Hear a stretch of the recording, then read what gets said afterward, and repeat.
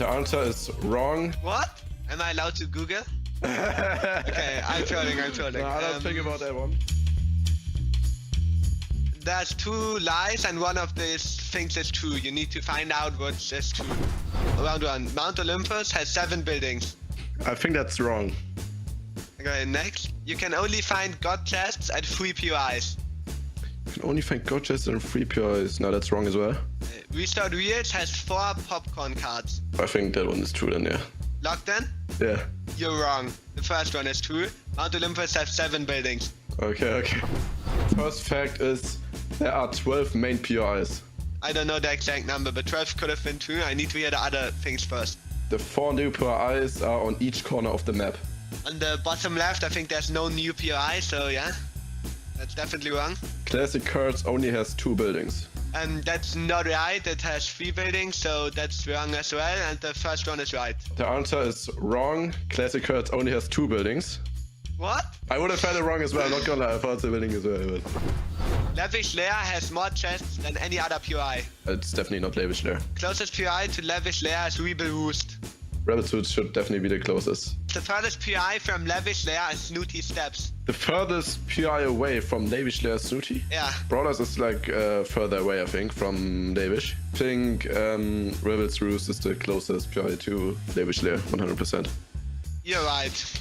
Easy one right there. The first fact is Reckless Railways is in the center of the map.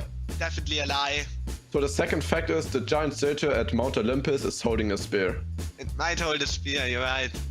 The third one is there are 5 statues at Restored Oh Wheels. my god, I have no clue. Am I allowed to Google?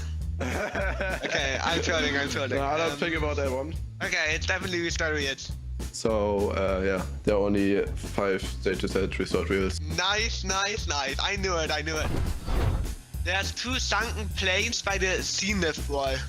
I'm pretty sure there's only 1. There are 4 wind turbines off the breezy coast.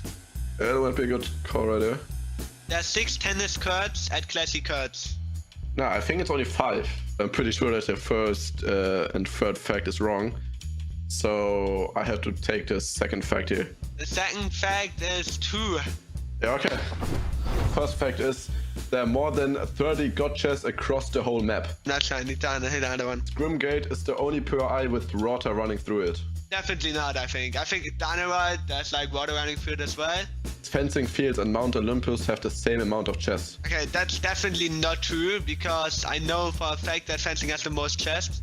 I think it's the more than 30 god chests. I mean, if you get it wrong, you lose.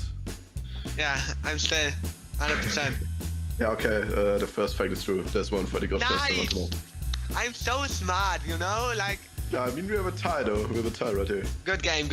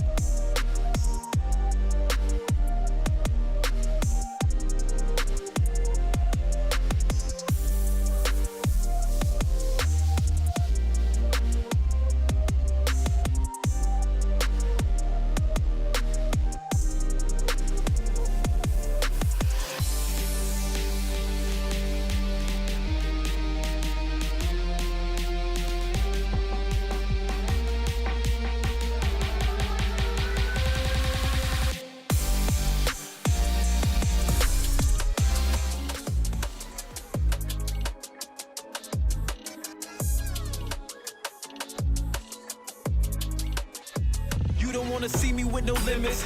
Rise to another level, dream to the finish with a team independent, yeah. We moving like a steamroller, really, we extreme with it, feel me kinda mean with it, better duck. Are you ready for the rise? Are you ready for the rise? Are you ready for the rise? The rise will be televised. Are you ready for the rise? Are you ready for the rise? Are you ready for the rise? The rise will be televised. Are you ready for the rise? Are you ready for the rise? Are you ready for the rise? The rise will be televised.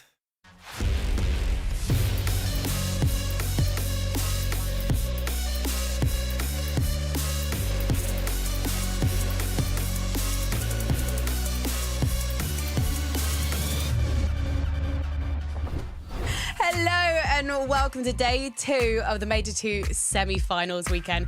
I'm Frankie Ward, and as always, I am joined by the wonderful 11-2K and Mini Miner. And boys, I thought I would really quickly look up some Fortnite proverbs, because you know I love a little catchy saying that no one understands. Okay. Right. Yeah. Also, I love that we've dressed as sort of casual men in black today. Loving that. The phrase I've learnt today is the smaller the circle, the better the people. And this is a small circle of trust we've formed here, 11. What do you think? You know, for the first time, I think I actually like one of your little sayings, you know, so I'm a roll with that one. I like that. Good start. Yeah, it comes from a Reddit. Also stolen. No originality. Yeah, Came from, yeah. I'm saying I decided to look to the Fortnite community to kick off the show today. Although, again, I wasn't expecting us all to literally dress as variations on the same thing. I'm so sorry, everyone. Every single time we start this show, I make some comment about wardrobe. I was telling myself I wasn't going to do it today. And then I got to see these guys on camera and I went, okay, I'm going there. But I'm also, Mini Miner, gonna go back to yesterday's action and ask you, what did you think of it? I enjoyed it, right? I mean, the victory style format is always great. Getting to see teams' sort of reactions on socials afterwards as well of them qualifying straight to the grands. That's always a great vibe. And I thought it was a great day. I thought we saw what we sort of expected for the most part, but it also left us some questions for today that are going to be answered. I can't wait to see those questions answered. But I also can't wait to see who made it out of the lower bracket into the upper bracket today. You'll hear more about the format and how it all works this semi-finals weekend later on from Jacob and Takata. But first of all, let's look at a couple of fraggers who had a whopping day yesterday at Mini Miner.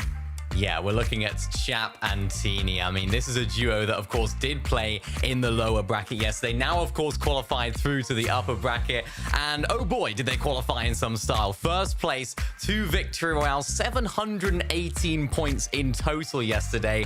And this is a duo that I'm very excited about coming into today. They're one of those teams that have what it takes to get the win. They're landing at the Mr. Savage and Mongrass split. I know a lot of people would know it as. And from looking at their gameplay, they have the potential. They have the ability to win on height. They won a performance evaluation cup earlier this season. Both of the games that they won in that particular event were won on height. And even some of their strategies that we've seen from Teeny in the past, they're kind of bringing some out here as well. I think I saw a little bit of them sneaking around some of those surge towers, Levin, eliminating people as they're dropping them down. They got some interesting strats up their sleeves, and I'm excited to see what they can do today.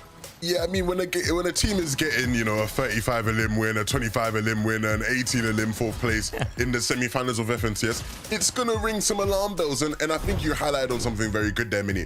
When these two, like, came together, I think the prospect of them coming together instantly, like, amazed everyone. Like, oh my goodness, wait, this is a really cool team. Like, these guys are going to be really good. Chap and Teeny, what a great combination. And boy, have they impressed so far. I think they're going to be winning the game today for sure. Do you think, though, Levin, that Janice and Flitzy can repeat what they managed to do in the Major 1 semi-finals, get themselves a victory royale and book themselves a ticket directly on the train to the grand finals? Because this is a duo we wouldn't have said would end up in the lower bracket at the start of Major 2. Yeah, I think when you look at how the season's gone for them, it's been a bit of a rocky journey, right? I think for a team as good as they are, a team who going into Major 1 grand finals, people were predicting them to win the whole thing. It's not quite been a smooth sailing from that point onwards, but it's still a top team, Mini Man, and I think people need to remember that. Of course, yes, they have to deal with Reckless Railways today, where they're going to be contested by Sky and Scroll, who did incredibly well yesterday. You know, I will say they're one of the more consistent teams. And so the dynamic between those two teams off spawn at Reckless Rails will be interesting, right? How do Sky and Scroll handle not being, you know, uncontested at that POI? How do Janice and Flixie come in and almost share that space, or do they look to not share that space at all and just completely run down that duo, right? So these are the type of things I'll be watching for in these sort of earlier games. But Janice and Flixie, do I see them making it through today? Totally. I can see that happening, for sure. Yeah, and I will say that I think it actually benefits them being contested in terms of Janice and Flixie. They've had this drop spot for a long time now. They know exactly how it's done. As you touched on earlier, it hasn't been the best season for them. In fact, they've only qualified for one Duo Cash Cup final this entire season, so it hasn't been the best. But I think this early Storm Surge, this early ability to get some early eliminations will actually benefit them today. It'll be really interesting to see how they do. Now they're in the upper bracket, that does give them a lifeline. So if they don't qualify today, even if they go down to the lower bracket, at least they have a chance to make it to the grand finals tomorrow. We've got 4 lots of lobbies in the lower bracket, and so we will be losing some teams later today. So the pressure is on, and the pressure is definitely going to be on Thomas and Queasy today, Levin, because this is a duo that came second in major number 1, and they should not have ended up in the lower bracket yesterday. I mean, look, I'll try to keep it short for you, right? And when they look at this season, Queasy and Thomas have just not been good, right? Objectively, by their own admission, they've not been very good. It's been a bit of a shocking season for them for many, many different reasons. And I think the main thing people will sort of crack down on is the fact that they've just not grinded as much, right? They've not been working as hard. I think there's been an element of complacency there. And I think I've heard from Queasy's mouth himself where he's been like, look, if I had just like VOD reviewed and played a lot more scrims and we grind a lot more, like we wouldn't be in this situation. Like we both know that, right? But it's about not letting that affect them. The season's not done yet, right? They're here in upper bracket day 2. There's a chance still to qualify through to grand finals. They're a team of a very, very top standard and top pedigree. They should be making it through. The problem is, Mini, when you look at the gameplay that they've showed us in a lot of the competitions this season, it's not been gameplay that inspires you in terms of this being a team that can make it through. No, it really hasn't. And a lot of their issues, I feel like, this season have been down to just not having a set drop spot. It seems like they're going here, there, and everywhere, which is very contrary to what we're used to seeing from people like Queasy and Thomas. They usually like to pick a drop spot at the beginning of the season and say, right, this is our home, this is our fortress, we will fight to defend it. And they'll try and learn their strategies throughout the entire season. We haven't seen that this season. We've seen these guys trying to land over towards the Grim Gate area. We've seen them now landing at Mount Olympus today as well. They've been landing at Lavish a little bit here and there. Even to qualify to today, yesterday in the lower bracket, they were landing towards that Grim Gate area, even towards where Harissa and Skivvy land to the west. It's like, where are they actually landing? What are their strategies? And I'm excited to see what they can do today, because this is really where it starts to get crunch time for them. Because as we saw on the stats, they're 2 very, very talented and experienced players. They deserve to be in grands. Well, hopefully we can see them find a formula that works, because I cannot imagine a grand finals without either of these 2 players. And I can't imagine anyone else calling the European action than our 2 commentators, Takata and Jacob, and they're here to talk you through the semi-finals format. Thank you so much, Frankie. Yes, as a reminder, to get here today, we did go through 2 weeks of qualifiers where players qualified either to the upper bracket or lower bracket of the semifinals. So if we take a look at the format, we're on day 2 of semifinals now. Yesterday was day 1, where 5 duos qualified directly to the grand finals by securing a victory royale in their match. Now, the top 20 duos on that leaderboard, which didn't get a victory royale, are competing here today once again in the upper bracket, and they're joined by the top 30 duos from the lower bracket yesterday. Now, the duos got bottom 25 on the leaderboard in day 1 upper bracket, and the duos that got bottom 175 from the lower bracket in day 1 are going to be competing in the lower bracket here today. But Jacob, you don't want to be in the lower bracket today. No, you do not want to be. As Takata alluded to, upper bracket, a lot of the same, win and you're in, but it's the lower bracket where the huge twist comes in. No longer can you advance to the next lower bracket from this one. So the top 30 teams would advance to upper bracket round 3 tomorrow, with the last chance to qualify on Sunday, where everybody else will be eliminated from FNCS. So you don't want to miss out on this last chance to get in. Not at all. There's a lot on the line, but there's still a lot more to break down as well. So Frankie, what you got? Thank you so much, guys. See, they know how to be original with their outfits. grey and white, slight variation on the same theme, although we kind of look like we're wearing what they were wearing yesterday. You know what was really exciting for me, though, boys, yesterday, was getting to see Vico and Pink doing what they do best. They were so consistent, they were aggressive, they were getting to those end games. However, Levin, I have to say, they were not getting victory royales, and I want you to tell me why, without me interrupting. I mean, there's a lot of different reasons for why, Minnie, and I think one of the biggest things is looking at how their game plan unfolded, right? Yeah, of course. And this is a duo that yesterday, they didn't play bad by any stretch of the imagination, right? They played incredibly well. They placed 7th, of course. Top 5 went through via the Victory Royale. So that's second, technically, on the cumulative leaderboard right there. So it seems like this duo have what it takes to make these end games consistent. They have what it takes to get into that sort of upper echelon top 5 situation, but they haven't quite figured out how to get the win yet. And we want to take a little look, Levin, at what actually went down there. Yeah, I think a lot of their problems stem from some of the parts of the earlier game, right? When you look at some of their qualifying round games, they were very different in terms of what we've been seeing yesterday. Yesterday, we rarely saw them fighting for bunkers or fighting for the forecast tower. They were actually leaving it in some cases, right? Instead, they were worried about how do we actually deal with Surge in more stacked and more difficult lobbies. And what ended up happening was they were taking a lot of those type of fights there against Axe Force and Clown, when initially their plan was to try and take sort of those types of early game fights against Kiri and Gripey, but those guys are way too aware. And so this time round today, Kiri and Gripey aren't here anymore in this lobby. There's 2 other teams that are contesting in that area. There should be a better opportunity for them there to get some of their earlier surge without having to deviate to plan B and plan C. And then of course the rest of their game plan, Minnie, I think is actually pretty all right? We saw them sort of playing late in Storm a lot of the time, using a lot of those launch pads on the east side of the map, pairing it with Fizz to get some extra distance to play for Island, and from Island using it to play into the rest of the zones for the late game. Generally there's a good structure, there's a good idea. It's just about making sure that they can get to that point in the game with a lot more materials than they were doing so, right? This end game here where they came second place, fantastic fragging ability, showing off that they're 2 of the best fighters in the whole region, but they were working with scraps. They didn't really have much in this because they couldn't acquire those mats earlier on in the game.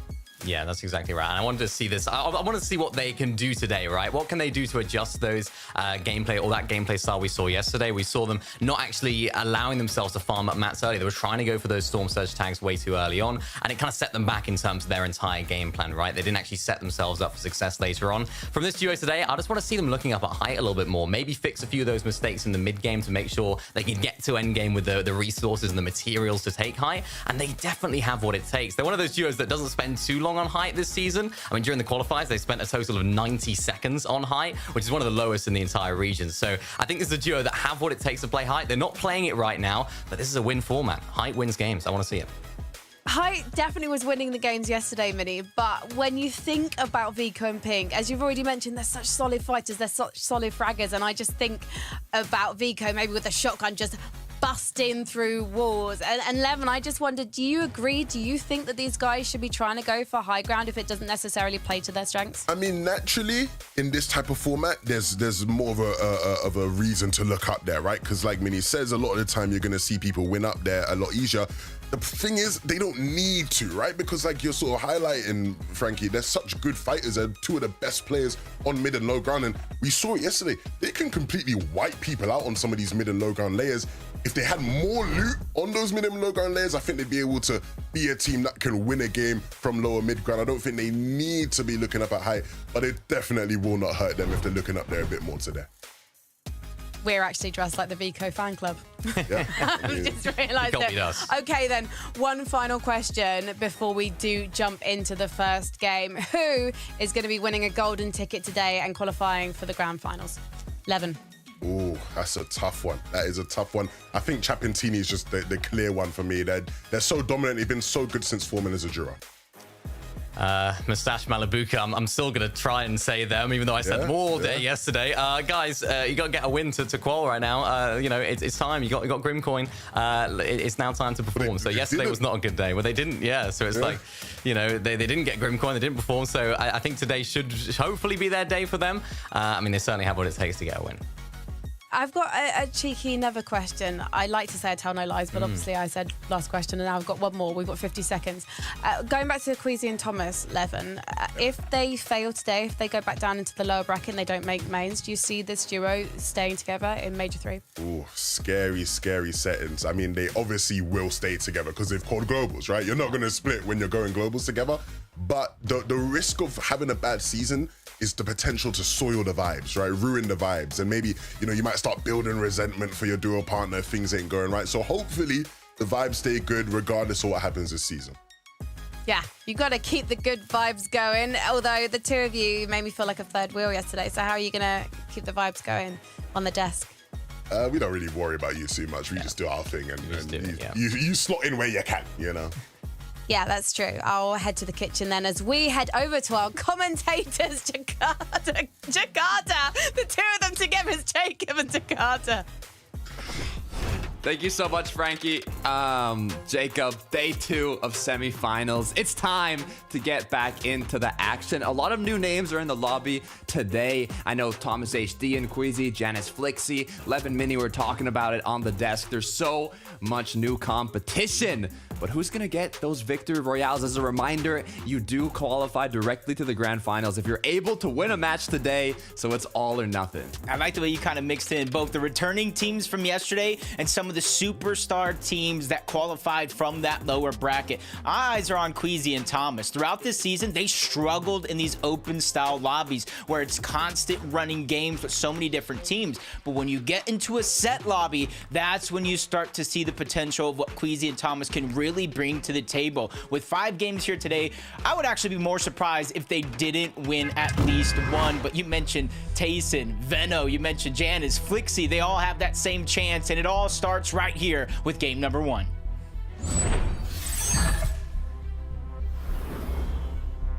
We talked about Thomas HD, Queasy. They are landing at Mount Olympus, but they're contested, Jacob, so it could be a little difficult if they want that consistency. Same thing at Grim Gate, Merstash Malabuka, contested by Cheatin and Kiduo.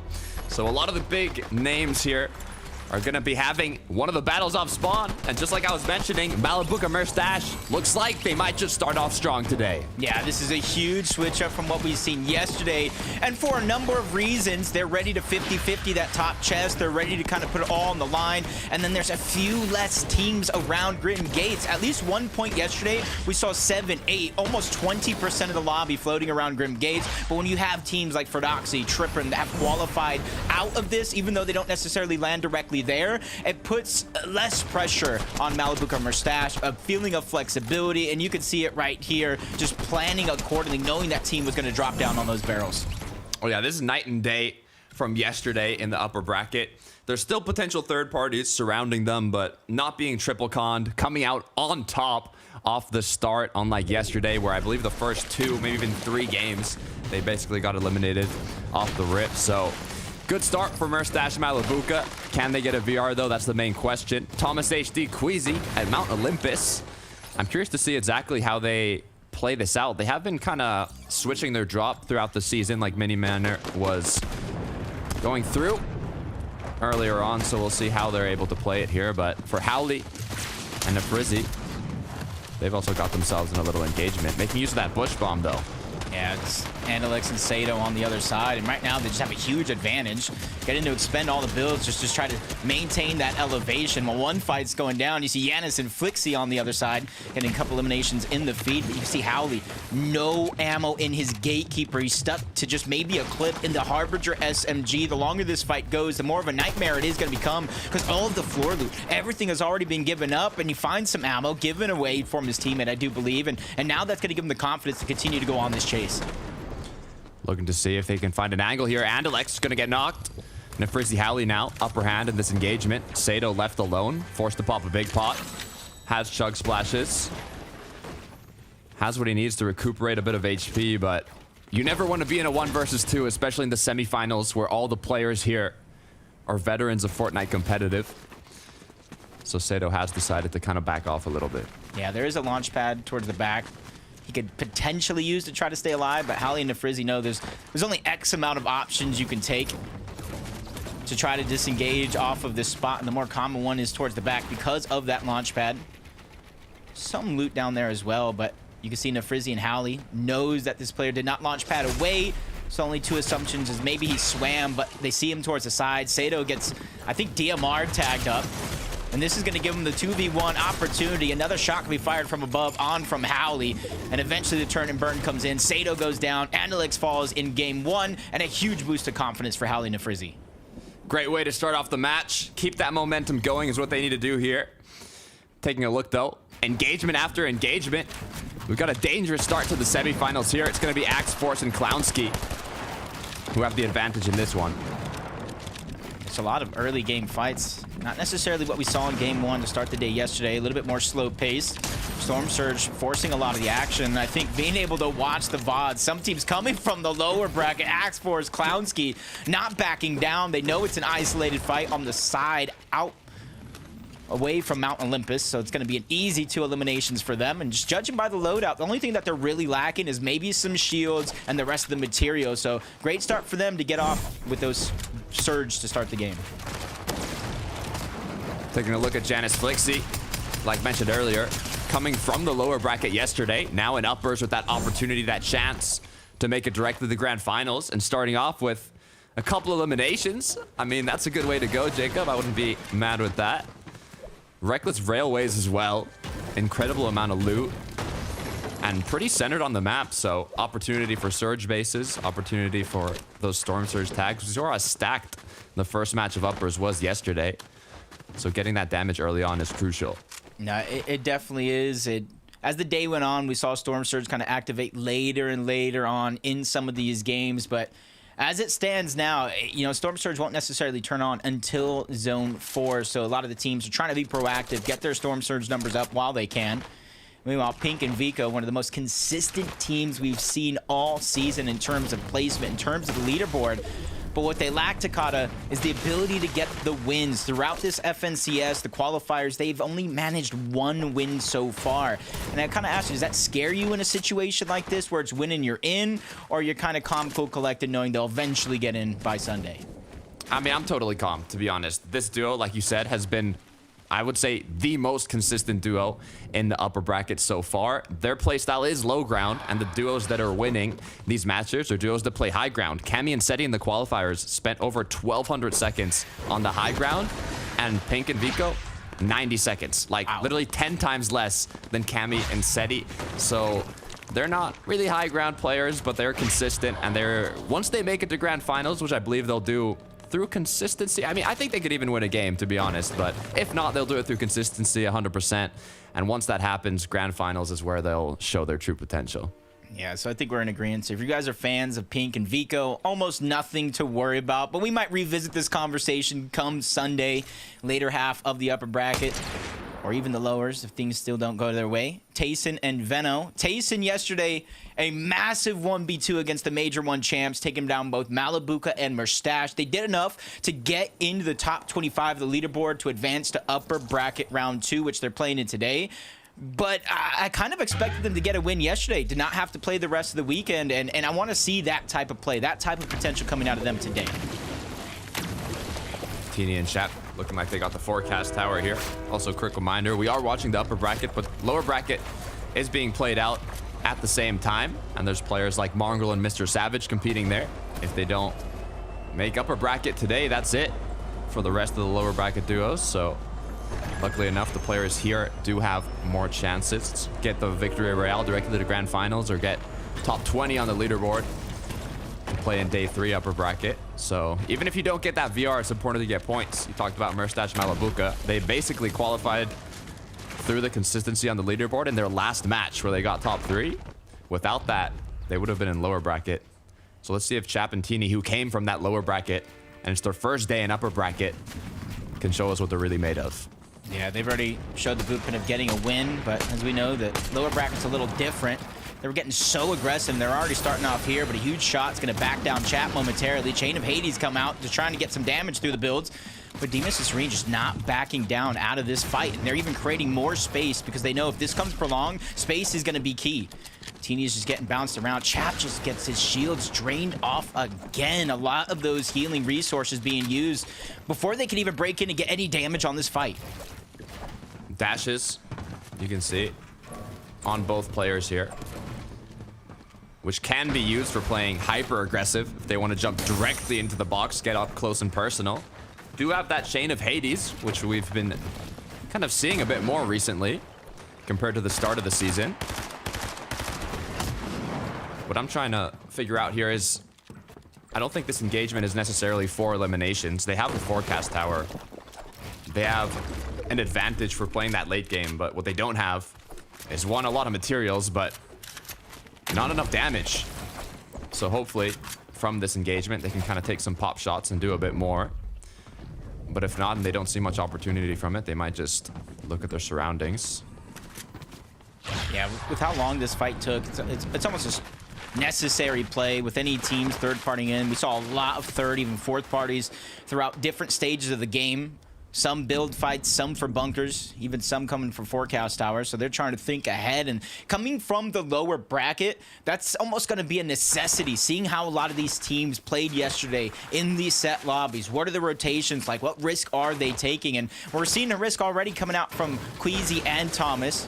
Stagger themselves in the zone towards Mount Olympus, and that's hoping that they can get a least congested side when they finally begin to rotate out. You see the launch pad there, you see the Flowberry Fizz in the inventory, so it's going to be very, very easy for them to cover the distance needed to get into zone.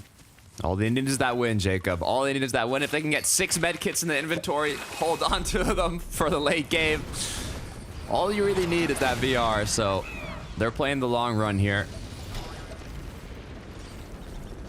Making use, like you said, of trying to get more of an uncongested side. However, they will have to do damage. They were contested off the start. No eliminations to their name, but I'm sure they took a bit of tags, got a bit of damage as well, so they should be good for the moment. Marius has gone down, one of our duos that were here competing yesterday in the upper bracket. Didn't make it to grand finals, but qualified once again to day 2 uppers. You noticed that though, right? Sanguild, people are probably wondering, why did you drop the medallion? Why did you drop the only thing that's going to give you some sort of siphon in a situation like this? Well, he's a solo. The medallion gives a rough estimate of where you're at on the map. So he rotated one direction, dropped the medallion, so they probably think he's still over there, and then quickly turns around, uses the dashes he's getting from the river sticks to go ahead and try to cover distance. And this is going to be the key for him, because they don't know exactly where he's at now. And if he has that reboot card, I expect to see Marius back in the game sooner or later. I hope so. I honestly hope so. That would be good. TikTok star Marius. Vico and Pink now alongside many duos in this kind of center area of the map, making their surge bases. We talked about it yesterday. Bush bombs, incredibly useful. You can put it right on top of your surge base, and it's much more difficult to land shots on your opponent up there, because you kind of just have to take a guess to where they might be shooting from inside the bush. You can peek a lot more openly.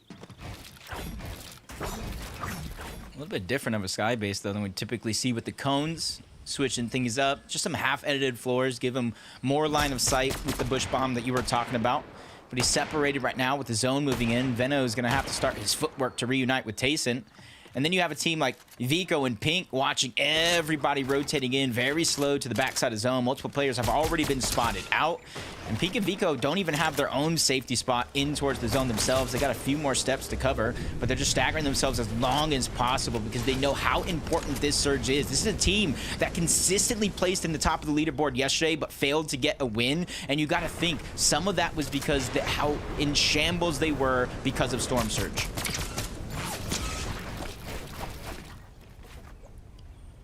I believe Storm Surge is honestly what separates some of the tier 1 best players in the world, I guess you could say, versus kind of the duos that might be competing in their first semifinals or even first finals. You kind of really get to see how much damage you truly have to do before the late game, because Storm Surge will get activated in qualifiers, but it's a whole different world when you're in the semifinals. I mean, grand finals especially. Yeah, and it's very important to have kind of that game plan of what you're going to do in the mid game to get that damage. And all that game plan, the time is definitely running out. Fourth zone, 77 people alive. Only 3 realistically need to go down in this zone, but it's preparation for the next one where it needs to get down to 60 people. So at this stage in the game, in zone 5, 17 people will need to go down, and that's where you see Vanyak, Swizzy over from Brawler Battleground, trying to break into the box. The Chain of Hades, making it look easy. There goes one. They're ready to prepare for the next, and they don't want to let this opponent escape. You see some third-party shots beginning to come in as well. This looks like they have it in the bag as they get that second elimination as well. And you're really seeing the Chain of Hades come out more and more from these teams to get easy Storm Surge damage in these tight and close spots. Vanyak and Swizzy looking lethal. Both of them at the same time, double chaining their opponent. He didn't even know where he was. He got like flung up in the sky, pushed around in his box. Bro couldn't even land a shot. That was insane. Moppy Kiro, on the other hand, no chain, but they do have, well, to be honest, it's a pretty normal loadout. Almost would hope they have a bit more loot, but I'm sure they can make use of it here. DMR is good for getting damage. They have shields, so it could definitely be worse. Thomas HD and Queasy, I'm curious to see kind of what they're gonna do for getting tags, but Queasy actually has gone down. Thomas HD now left as a solo, no eliminations, most likely gonna need to do quite a significant amount of damage here, and getting a reboot this late in the match is incredibly difficult, so this is gonna be tough. Yeah, best case scenario for him is Zone pulling so far away from the west that when teams use the launch pads to get away from Rift Island, use the rifts, or even this underworld dash, that could be an opportunity for Thomas to go, and he's just trying to get closer and closer in towards the zone. Has an escape plan there with the zip line up to Rift Island, giving himself options, giving himself choices. It's actually just up to the bridge, not a lot of height. But at least you can see that Thomas is trying to plan for the future, knowing that there is going to be a huge strength in numbers, and getting Queasy back is going to be hard. But if he can somehow make that happen, it's going to be so fruitful for the rest of their game. And as I said, Zone pulling far away, so this is going to be a great chance for Thomas. Looking at the Rift Island, big cluster of players, either boxing up on the rifts for rotations further on, or even just going on top of the Rift Island to refarm a bit of mats and potentially use the launch pad later. Tayson and Venno. Curious to see how their loadout is looking. Very healthy in terms of basically everything. Although they have no eliminations, we saw how they had kind of their surge bases set up. So I'm sure they have more than enough damage here and a bit more flexibility on how they could rotate the zone. Yeah, it's just about making it past this far pool. You can see in the mini-map alone, there's about 4 teams nearby, one going back, and Tayson just getting tagged up every step of the way. And this is going to be tough if they're trying to save a lot of their heals. They do have the legendary bananas, the Flowberry Fizz, to cover some distance, but at this stage in the game, they want to shy away from using it very, very early. As Mustache Malabuka finally getting a chance here off of spawn. Yesterday was just a rough day with the amount of teams landing over towards Grim Gates, and this is going to be a perfect scenario. Only one team actually contested them. They took that fight with ease very, very early on. They were able to get all the loot they wanted from Grim Gates, and now look at the zone. You still see Grim Gates just at the outskirts. They haven't had to travel far, so this could be a perfect scenario for Malabuka and Mustache to win a game here and watch and wait the rest of the weekend to see who their competition is going to be. Just 25 above, though, so they are going to be looking around. Good news is, though, you can see how many players there are close to them. With only 12 above, I mean, they're kind of running it a bit close here. Quick replay of what happened in the underworld. Oh. Wow, Sanka was just trying to get out. We saw him before by himself. No Marius in sight. They finally spotted him down, tracked him as a solo. Got that elimination with ease as we jump on board Yanis and Flixie, who's honestly been having to rotate almost all game long from Reckless Railways. They went all the way to the west, thinking it was going to be safe, but now it pulls a little bit inward.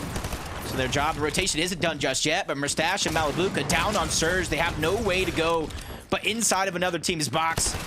Both of them taking damage from Surge. Malabuka trying to break his way in. He takes a monster of a shot himself, but it's going to be a sacrifice. They now find themselves 44 above the damage threshold, but the focus now comes in from the lobby. Mustache trying to make space for himself and his teammate, but it is just not stopping. It's not slowing down anytime soon, so a lot of builds. You can see most of Mustache's metal is going to be used just to try to stay alive in this situation.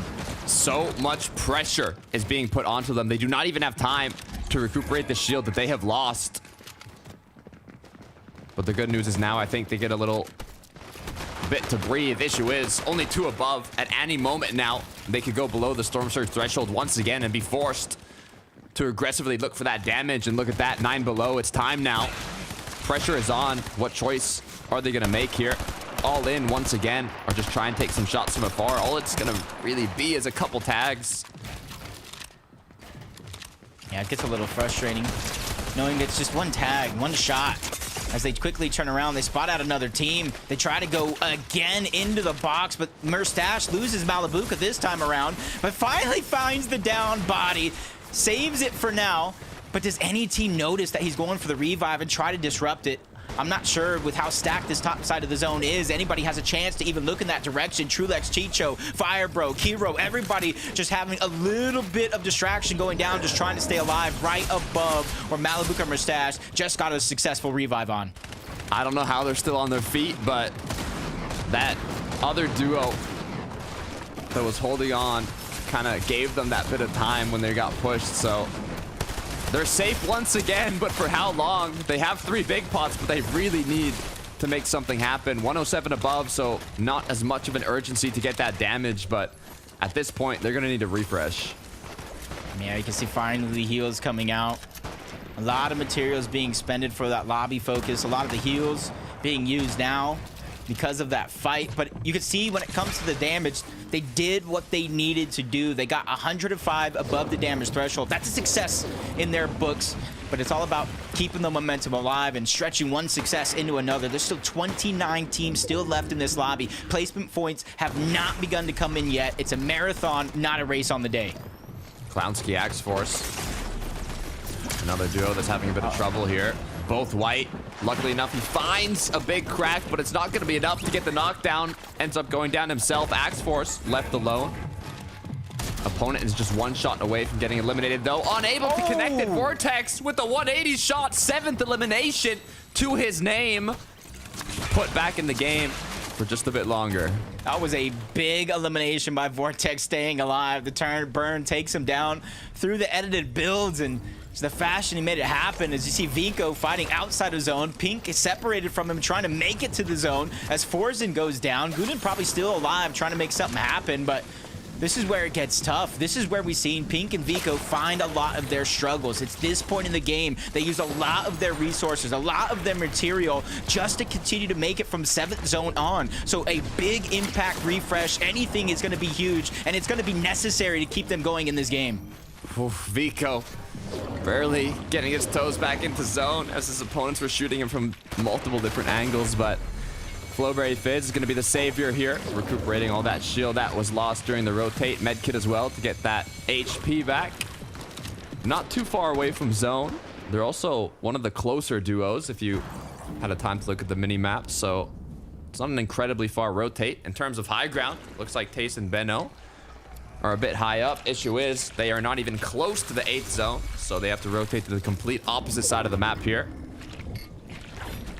Yeah, it's just something we saw yesterday as well. The fight for the high ground, things going perfectly until just one disastrous moment. Everything comes crashing down, and they lost a 1v2 to the backside of zone from the Chain of Hades while getting focused. So Tayson and Venno just trying to go for the height. And you see they're just building straight up with that Flowberry Fizz, so that way they can eventually dash to the front side of zone and maintain their position as Tayson finally makes his way there, gets his spot in towards zone. Instead of going straight for height, he's just trying to position himself in front of everybody else so him and Venno could look back and get the shots that they want. Lovely rotation, even finding a knocked player down below to recuperate a bit of that material that they used on the rotate. Merstash, though, in danger. Forced to pop a banana. Should be able to heal himself back up to 100 HP. And now pop the Flowberry if he wants to get a bit of shield as well. So many players are in the surrounding area, though. They have to be careful here. Engagements need to finish quickly as they continue to kind of pickaxe their way closer and closer. I believe it's Janice on that wall.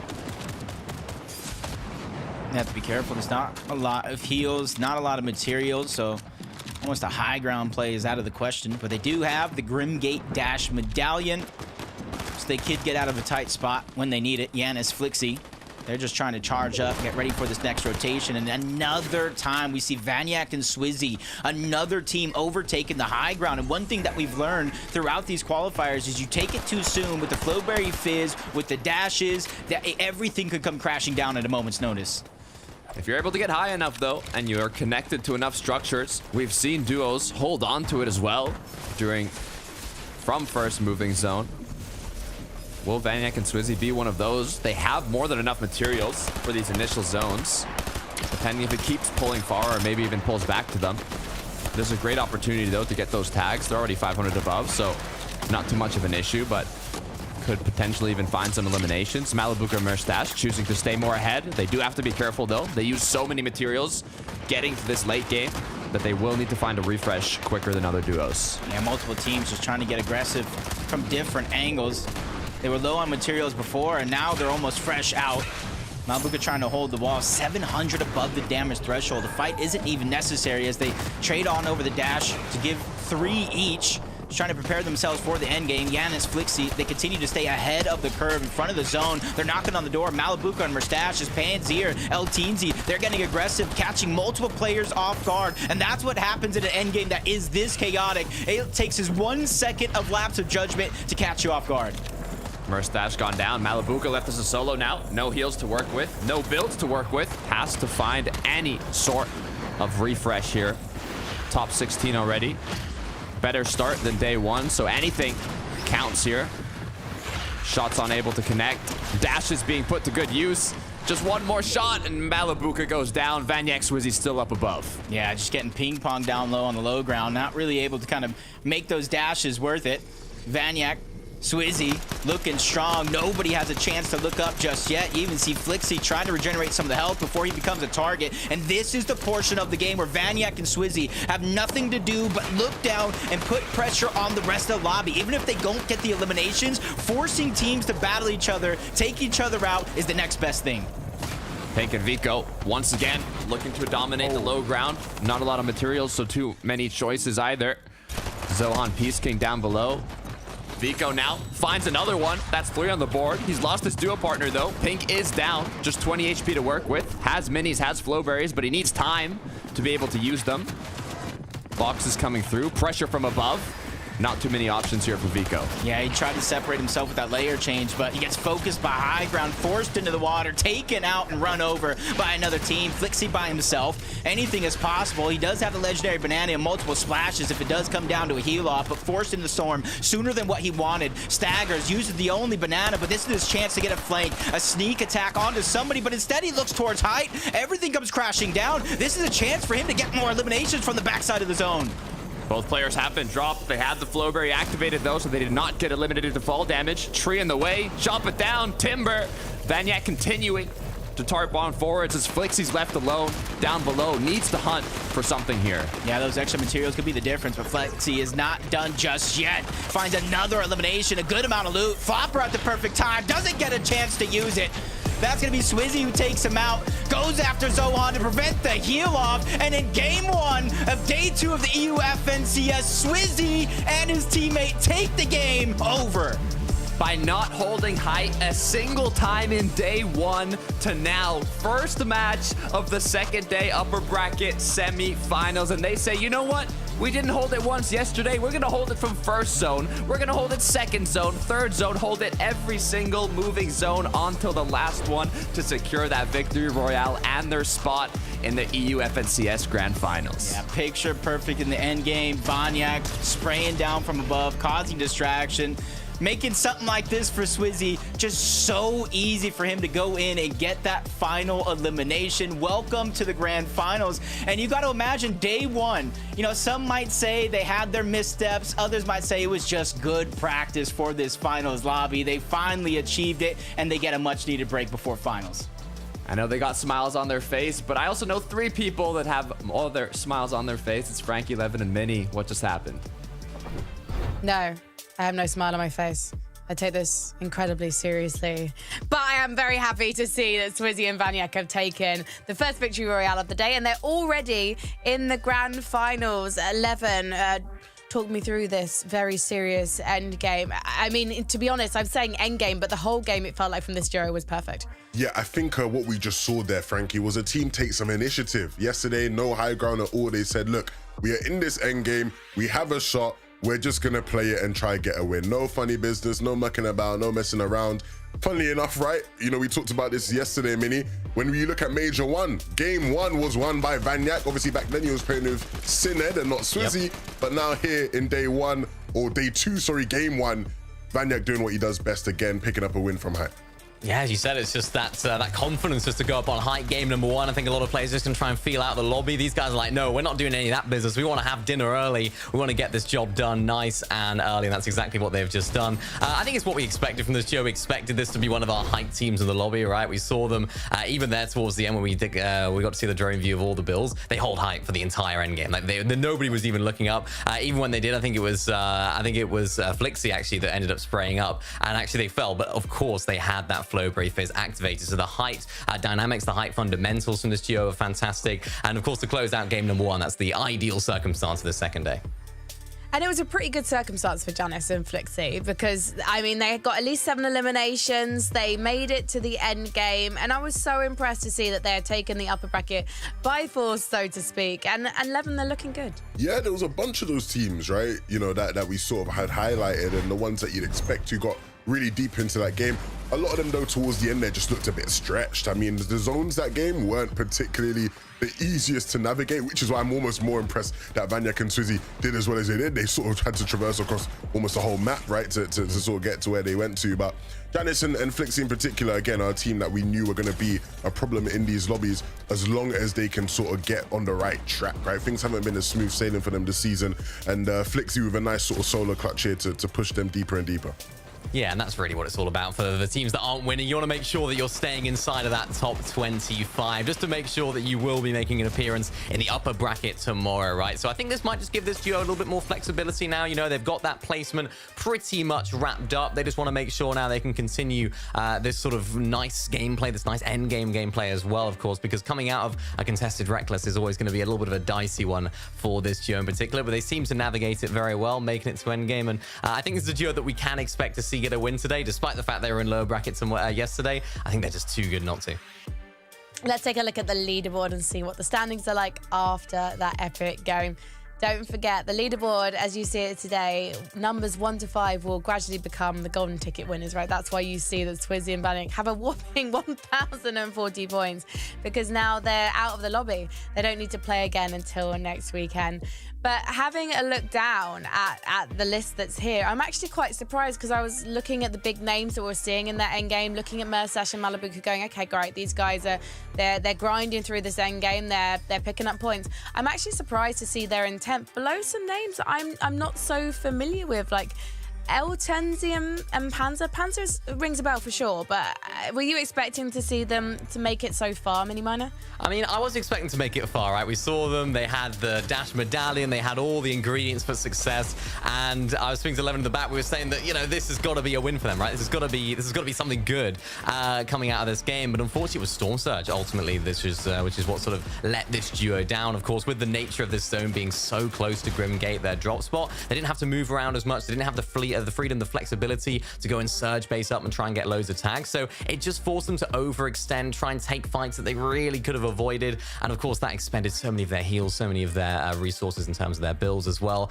Again, another one of those teams that Levin mentioned that were a little bit overstretched there at the end.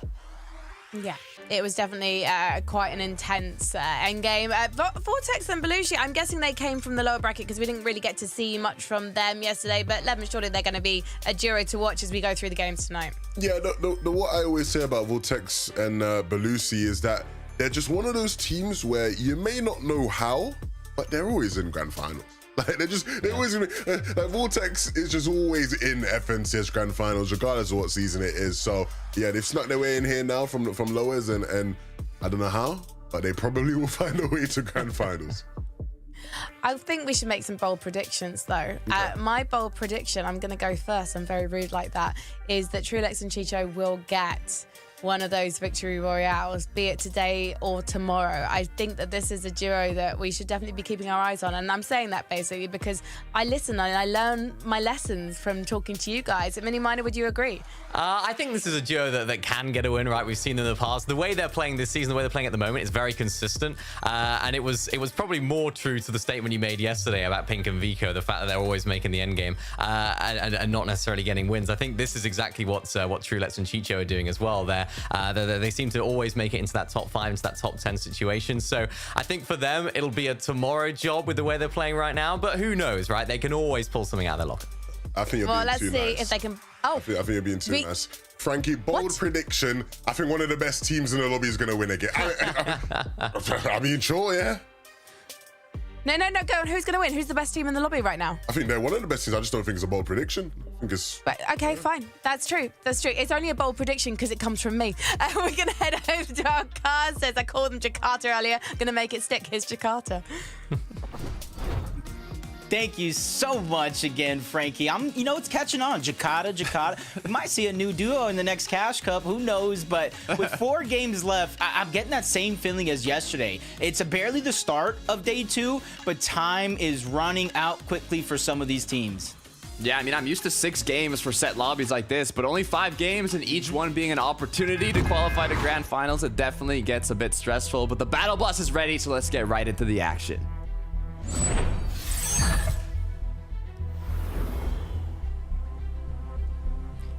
Even though it is still very, very early, only 1 game has been done so far. If we look back and turn the pages from yesterday, going in that final game, 38-point jump to get that 25th place. And so in the back of your mind, you can be having some off games, but you have to be able to make up a huge point gap in that last and final game if you find yourself outside of the bubble. So everything you do here is in preparation, obviously, to not let that become to fruition. And already you're seeing what was a contested drop, now uncontested this time around. Pixie gonna get that one with ease. A contested drop, though. Merstash Malabuka, Grim Gate against Kiduo and Shiden. They came out on top in game 1. Can Merstash and Malabuka do it again? Anything is definitely possible. 40 points already. So already on a much better pace than how their day started yesterday. Granted, there was more teams, but already you see in the minimap more and more starting to make their presence known in and around Grim Gates. And that's when things start to get tough for not only them, but any team landing in this position trying to fight for that medallion. Even some taking the train. You see Cringe just trying to get some free loot, free positioning. Howley and Frizzy, the rematch against Andalex and Sato, which is starting off a lot slower this time around. They're trying to feel each other out, giving themselves the best chance to take it all. We saw Frizzy and Howley in the early game last match, putting themselves in a quick engagement. They've done well so far. You can see currently in 8th place with 46 points. So if they keep up the consistency, even if they don't end up getting a win, they will be able to continue in the upper bracket. But they want more than just an upper bracket qual. They want a grand finals qual.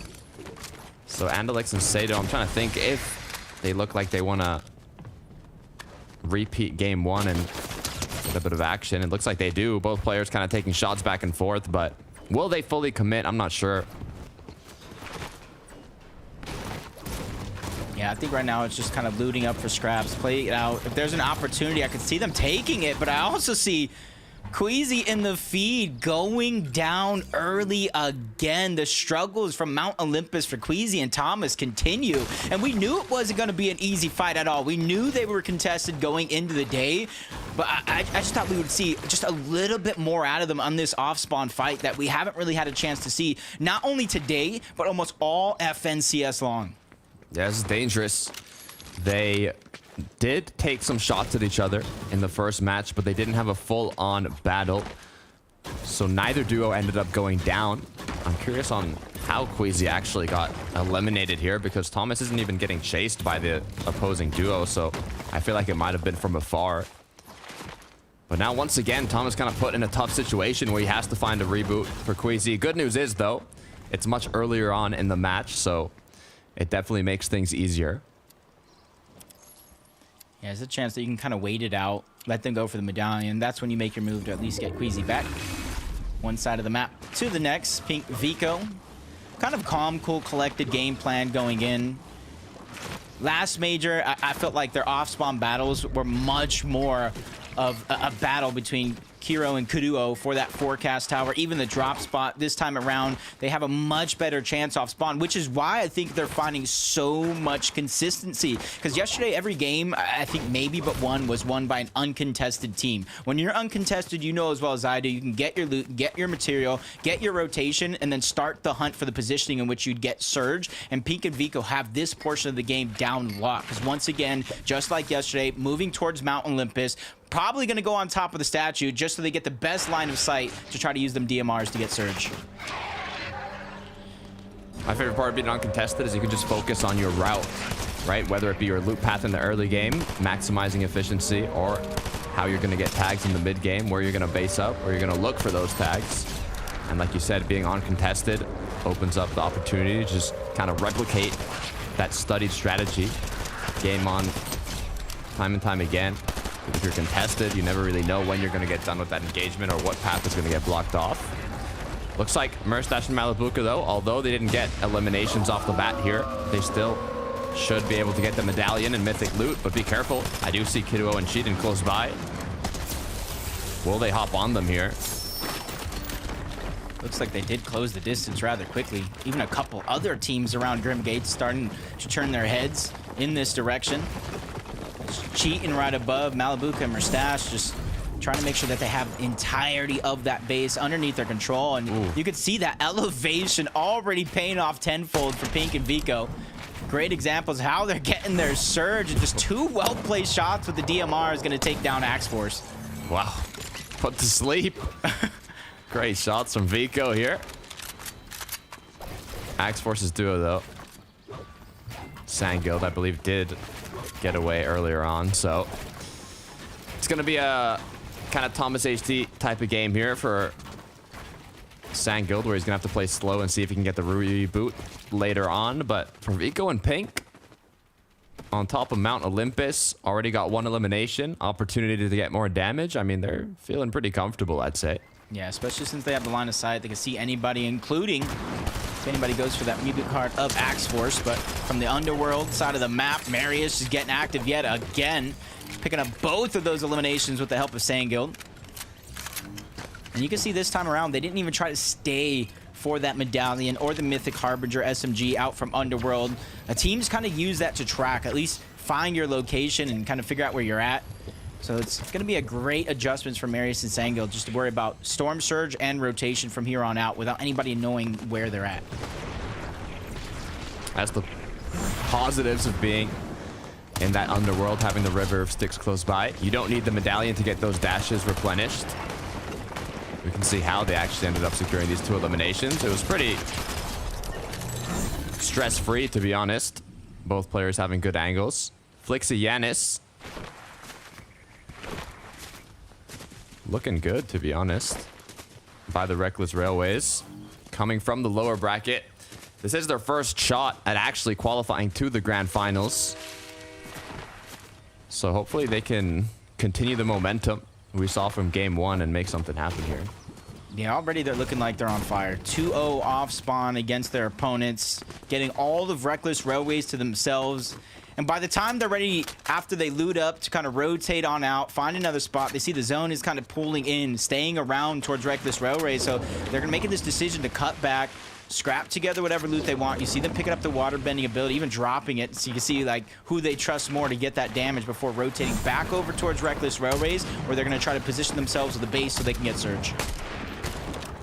Uh-oh. That's Thomas. This is not looking good, Jacob. From playing as a solo, tried to find the reboot on Queasy to now getting eliminated once again.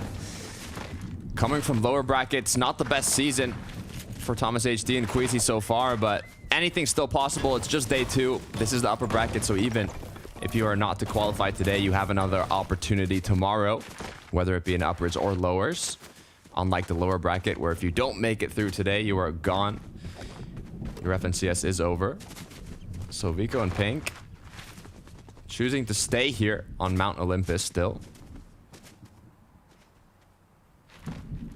what I like about this team. We already talked about how aggressive they are. They have like a combined 90 eliminations throughout the qualifiers. Very, very even in damage. That's about this team. Vico has about 53. Pink has 37. But their damage is right there toe-to-toe because they're always next to each other. They're always on the same page, especially in those box fights where they excel and a lot of their strength is. And which is why you see them making it so far in a lot of these games for the consistency on that placement.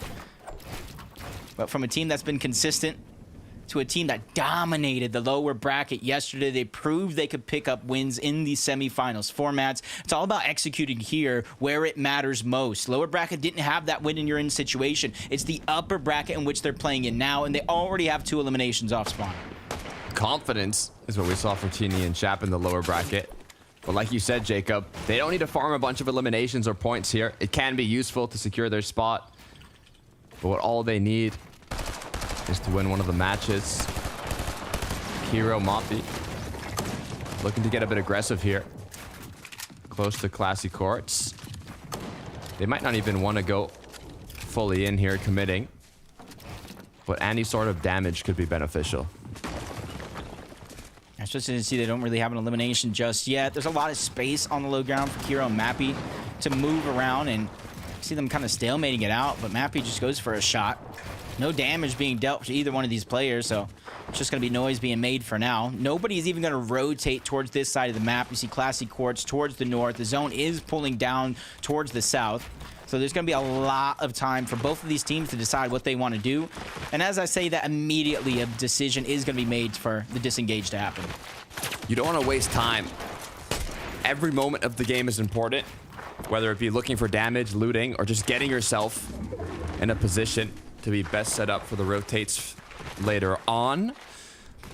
Depending if you want to be on a more congested side to open up opportunities to get that damage, or if you want to be on a more uncongested side where you just want to stay alive and not use a lot of materials or shields from people taking shots at you. Especially if you have a lot of faith in your end game, your mid game, where you don't really have to put it all on the line for early eliminations.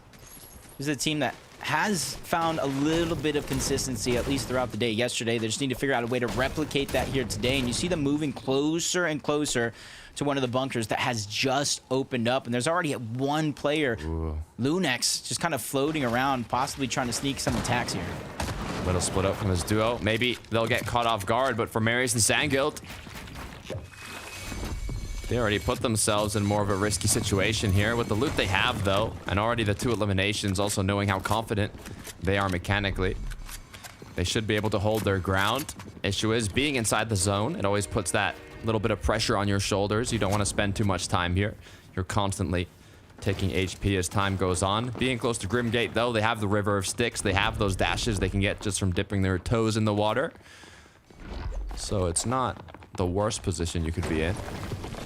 I must say, I did see Marius with the Mythic Harbinger SMG. If he has the Underworld Medallion as well, he can get siphoned in situations like this, try to save as much of the resources. You see he only has 4 splashes.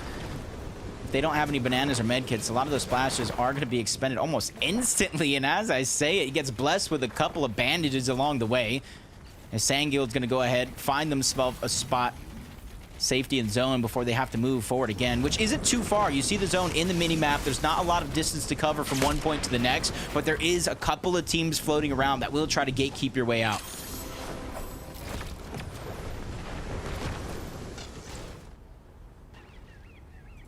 Gotta be careful in these moments of the game here. You can't really afford to lose all of your shields here, commit to a very risky engagement. Benno and Tayson have been doing a great job of playing it safely here and just getting tags from afar. They've been getting to the late game without any eliminations, but with more than enough damage. That's one of the benefits of having a drop spot that's so centered on the map. But if you're not centered, sometimes you just have to commit to those eliminations exactly as Kiro and Moppy have done here. Yeah, another find for them. That's going to help their loot. They weren't necessarily in a bad position before, but this helps them tenfold. If you kind of look at their games yesterday, they had a 3rd, a 5th, even an 8th place. So they have the recipe to make it far into these games. It's just about executing for that win. You can see where they're picking up that elimination onto Lunex. They were sneaking up on him. They knew he was a solo. So not only is that points for the elimination, that's one step closer to placement points. Wheat and Shimoki. Looks like they've got into the Rift Island first.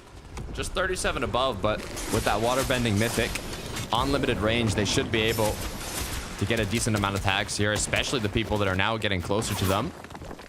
You can see Wheat looking to hold their ground here on the flag. Do not want to let anybody close. Make sure they secure all that loot. Kind of scary to have a wood wall there, to be fair.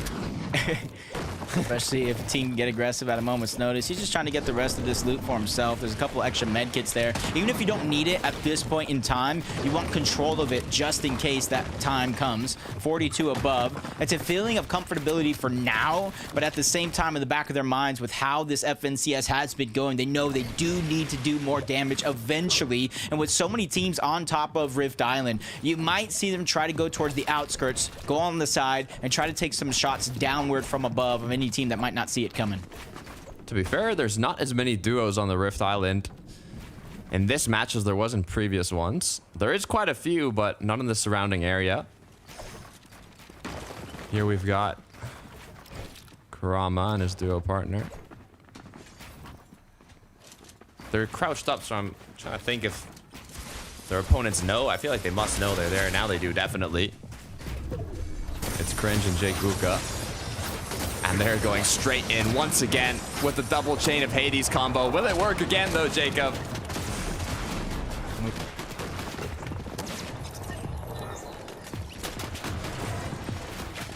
Let's kind of stagger himself.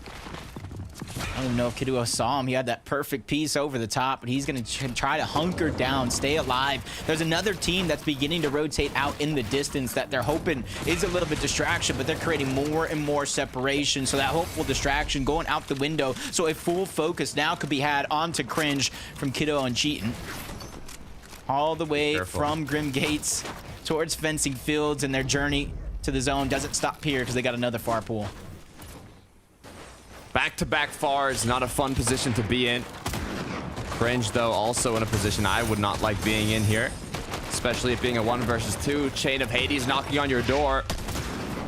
Run towards the zone or find a way out here. Kiduo Cheatin' doing anything they can to hunt down their prey. They have to be careful, like you said. There are duos in the surrounding areas looking at them as they rotate in, so they do not want to spend a lot of time here, as it looks like the rotation will start coming in. Yeah, I think that was a smart decision. Can't risk it all. You already have damage, you have builds, you have a great loadout. Staggering yourself so far back in zone, especially with another team begins to focus in that direction, would have been a decision they regret. So they immediately think to try to extend and get some distance from another portion of the map. You're seeing the struggles continue for Malabuka and Merstash. Even with the Grim Gate loot, they find themselves below the damage threshold, with the only team in sight right now is Howley and Frizzy. There are a couple more littered towards the outskirts, and even one just ahead of them in zone. Loot-wise, they're looking quite healthy, but in general, they could have a bit more HP and shields. Being 126 below is going to cause them to use up a lot of the loot they have right now alongside their materials. It's a similar situation to what happened in last game. It's just happening earlier on now. They have some of the best weapons and fighting potential in the game right now.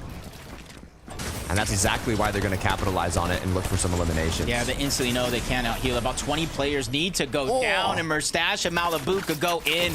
Combination of the Mythic Gatekeeper, and again, the Chain of Hades. The biggest thing about the Chain of Hades is how it disperses you. It bunches you around, tosses you in different directions. It's hard to land a crucial shot, especially when you have this second player, the duo, just landed haymaker after haymaker with that Gatekeeper. They catch another team off guard from down surge, now in a much better position than they were just moments ago.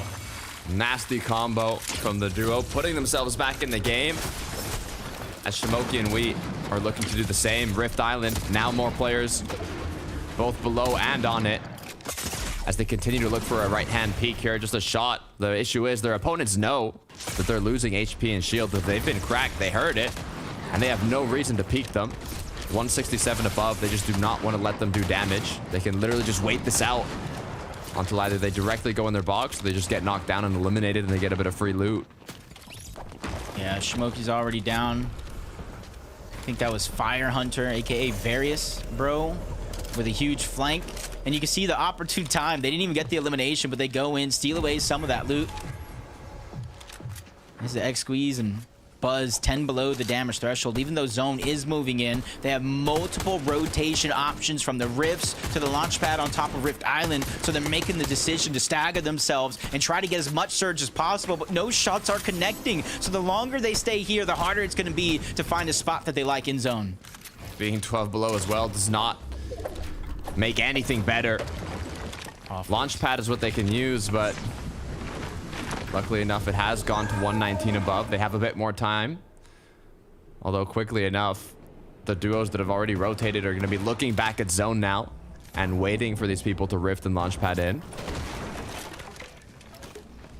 Yeah, I think they might have overstaken. They didn't really think about the damage that's being dealt. I think it did kind of turn into a 4-tick zone. Even with those legendary bananas, they are losing a lot of HP, staggering themselves that far back. Akira, though, along with the duo, 69 above the damage threshold. Instead of fighting for it, they know it's a short rotation towards the left side of the zone. They're going to try to make their way first and then worry about the surge afterwards. But they get momentarily separated, and that's all it takes is one moment like this for a duo to go down or at least get taken down as a solo.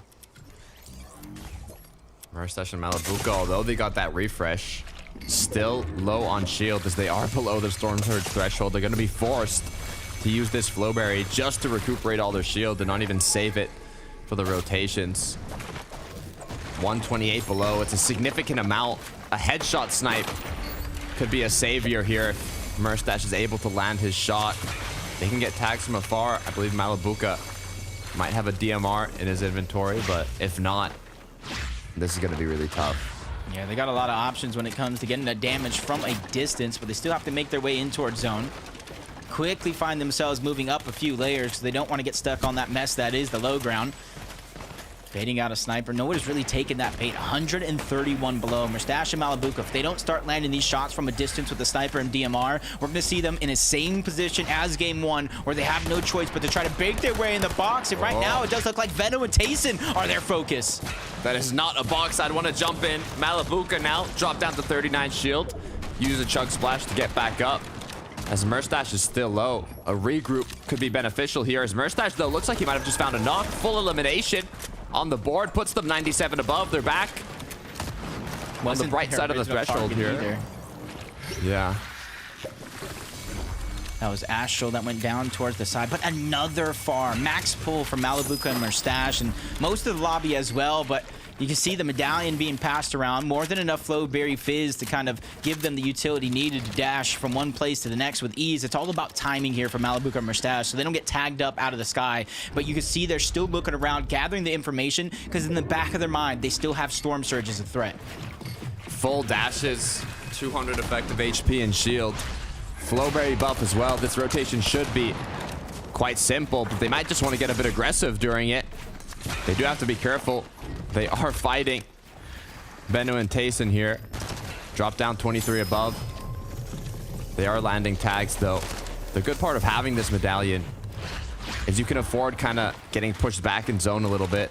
As with those dashes, you can get in so much quicker than your opponents. Yeah, and while everybody else doesn't really have a chance to regain many of those dashes, if any at all, they're going to be able to kind of dash or change that medallion around just to replenish as many of the dashes. But once they again find themselves below the damage threshold when it comes to Surge, Marius feeling a lot of the pressure, 16 HP. He's able to get out thanks to a little bit of the help from Sanguild, keeping their run alive, but they don't really have a ton of HP between the both for Marius to regenerate. Malabuka goes down. Mustache stuck with his back against the wall yet again. Another tough game for them, but at least they're picking up points in terms of that leaderboard. If they could rack up a few more, it'd be perfect. But it looks like Pink and Vico, the next duo to go down. Now Benno Tayson capitalizing on that. Flowberry Fizz used. Rotation gonna begin. As now the loot has been split up. Marius and Sanguild, 5 elims so far. A great match for this duo currently. As Various Bro and Very up from the clouds, trying to get ahead of zone. Oh, Sanguild gets lost along the way. Not the best position for Marius. I'm just hoping he has the medallions to go along with that mythic loot, because that'll be best case scenarios. Mustache finds another quick elimination, picking up the med kits, picking up the materials. almost getting a second chance at life here. Veno, Tayson feeling the struggles. They're trying to make their way in towards zone, but they have to be careful. It's situations like this yesterday where they were caught off guard. They didn't expect it around any corner for a team to be that eventually took them out. And you see them playing a little bit more passive, a little bit more choicey with the moves that they're making. All they need to do is focus on the rotation. They have more than enough damage. They even have enough materials if they want to make a play. Elevating themselves, getting closer and closer to that high ground. Merstash, we saw him lose Malabuka earlier on. He's just trying to scavenge as many placement points as possible here. Has already done a good job of it.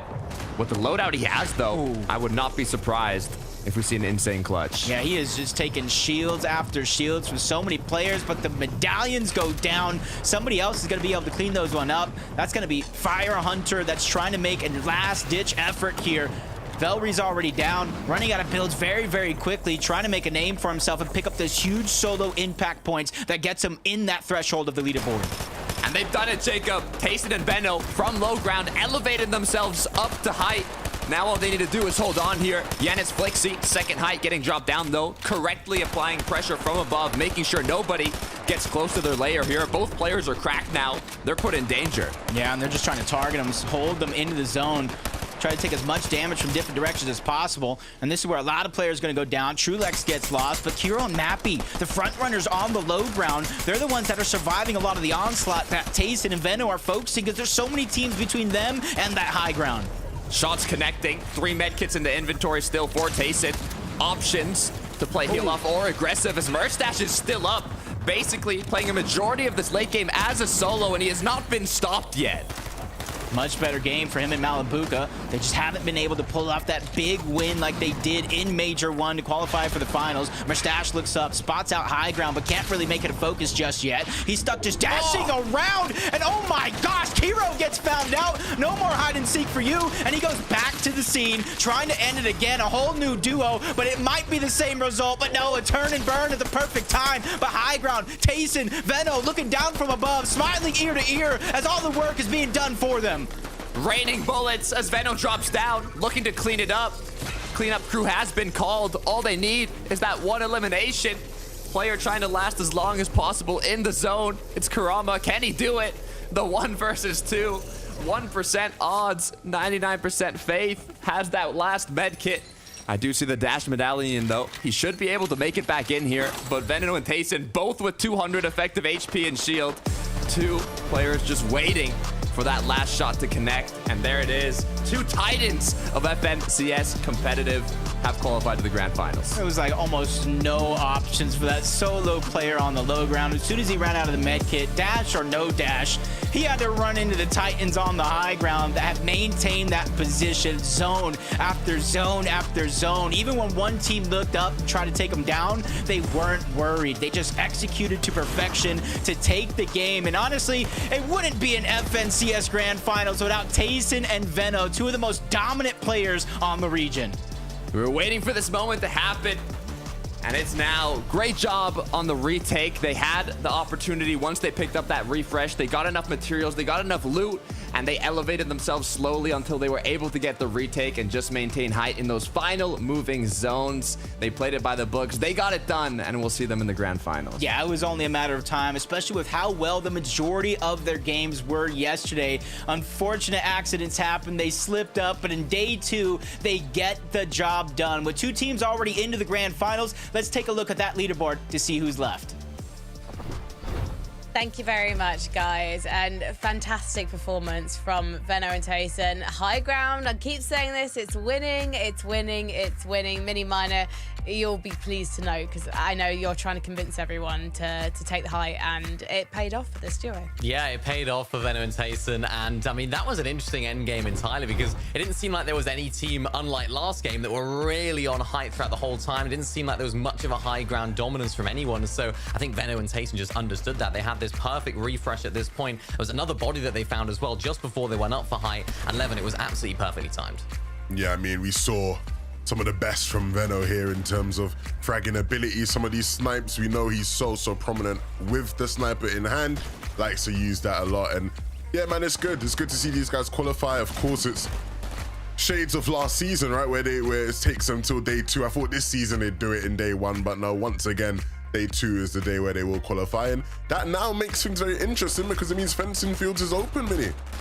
Yeah, fencing field's now open, of course. There's now only one team that are landing there, of course, so it's going to open up the doors for anyone else there, right? No team landing there. No That's team the now, key. of course. Oh, yeah, of course, yeah. Uncon, It's uncon, right? So, yeah, this is right. This is going to be an interesting thing for the next game, right? How are things gonna pan out for the next game? Of course, now we're getting to see the dynamics of how a victory format works, and it almost begs the question of, will teams want to switch? Because some teams might be down there on the leaderboard and not even in that top 25. But for Veno and Tayson, really nicely played, and this is exactly what we sort of expect from this duo. We're just kind of waiting for it to happen and waiting for it to happen, and we're like, yeah, surely it's gonna happen eventually, right? And yeah, it happened, so it's just expected. I'm curious to get your boys' take, your thoughts on this. Do you think today's lobby is harder or easier, or should we say simpler, for our duos than yesterday? I think it depends on who, right? Because I think there's some people who certain situations have changed around them, right? Which has made things more difficult for them. Certain teams where things have changed and it's made it more easy for them, right? I think in the case of Veno and Tayson, it probably felt a bit easier just because they've been uncon, right? Yesterday, that wasn't the case. So I think it really just depends on who you are and who actually came in from lower bracket and who left from upper bracket yesterday. Yeah, I agree. I think it's difficult as well mentally, I think, for teams today, right? For teams maybe that aren't exactly having the best of days so far. It's not just the fact you need to win to qualify. You also need to stay inside of that top 25 to even make it into the upper bracket tomorrow. So for teams now that are on the lower side of things, as I mentioned, they might want to try and focus their attention on more consistent games just to make sure that they're in upper bracket tomorrow, because you've only got 3 games tomorrow, whether you're in upper or lower. And if you're in upper, of course, you have that lower safety net as well. So all the teams now, they want to make sure that they're in there. So in a way, this is kind of more difficult because you've got that, you haven't got that safety net of another day. But yeah, I think it's difficult either day, I think. Let's take a look at the leaderboard and catch up with how our duos did in that one. It's going to be weird not seeing Veno and Tayson playing again, but they are out of the lobby and they are through safely to next week's grand finals, as are Swizzy and Banyak. So Janice and Flixie currently standing at the top. Again, consistency seems to be everything this weekend so far, and I'm happily surprised at how this duo have immediately found their feet in the upper bracket mini minor. Yeah, they have. They've been doing very well so far. 3rd and a 5th right there in that last game. So they're playing consistently. They're kind of reminding me of how Truelets and Chicho are playing yesterday in terms of their consistency in making end games. I think they can win a game. I think they're definitely set up for success in that department. In this game, I think they even could have looked up at height a little bit more as well. I think they were not necessarily looking up too much. Maybe it was down to lack of refreshes. Only seeing 2 eliminations on Janice right there. Look at the mats, they haven't got any. So I think just a little adjustment there, and I think they might be able to take it, because it seems like height can be a little bit open at the moment. Yeah, it'll be interesting to see who tries to take it in the next game. I'm curious to see if Mersash and Malabuku will go for it, because they got the dash coin in the past 2 games. And something does not seem to be working out for them, even though, you know, they've got the gatekeeper shotgun as well as a result of taking down Cerberus. And yet, I don't know if anything's going wrong for them towards the end of the game, Levin, or what do you think? We've been seeing the mid games. Look at them. They're getting to end game with scraps. I mean, you know, you can have the Cerberus all you want. You can have anything you want. If you've got, you know, 50 builds to work with, like, you're not going to be successful. And I think the thing, you know, most people would say then is, oh, 11, these are 2 of the best fraggers in all of the region. And so surely they should be able to refresh their way out of the situation. And I think when you look historically, that's always been what they've done. And I think eventually you keep rolling that dice, and in one of these lobbies, they will just refresh their way to the win. But the mid games have just looked really, really difficult for them. It's why they're getting to all these end games, needing as many refreshes as they need. It's Surge. That's the problem for them at the moment. They seem to be below on Surge. Every single time we look at them, they're like 100 below. We're thinking, how are they going to solve this problem? It's just so uncharacteristic for this duo, particularly when they have the dashes on tap as well. They should just be able to dash in between teams, maybe take a fight there, maybe take a fight somewhere else. And it just doesn't seem to be working out for them right now. They seem to not have that confidence almost, that ability just to jump in box, see how things go, and try and take that early fight. So I'm not too concerned about this duo yet, because they seem to get in the dash every single time. But I think they definitely need to look on those or work on those mid games.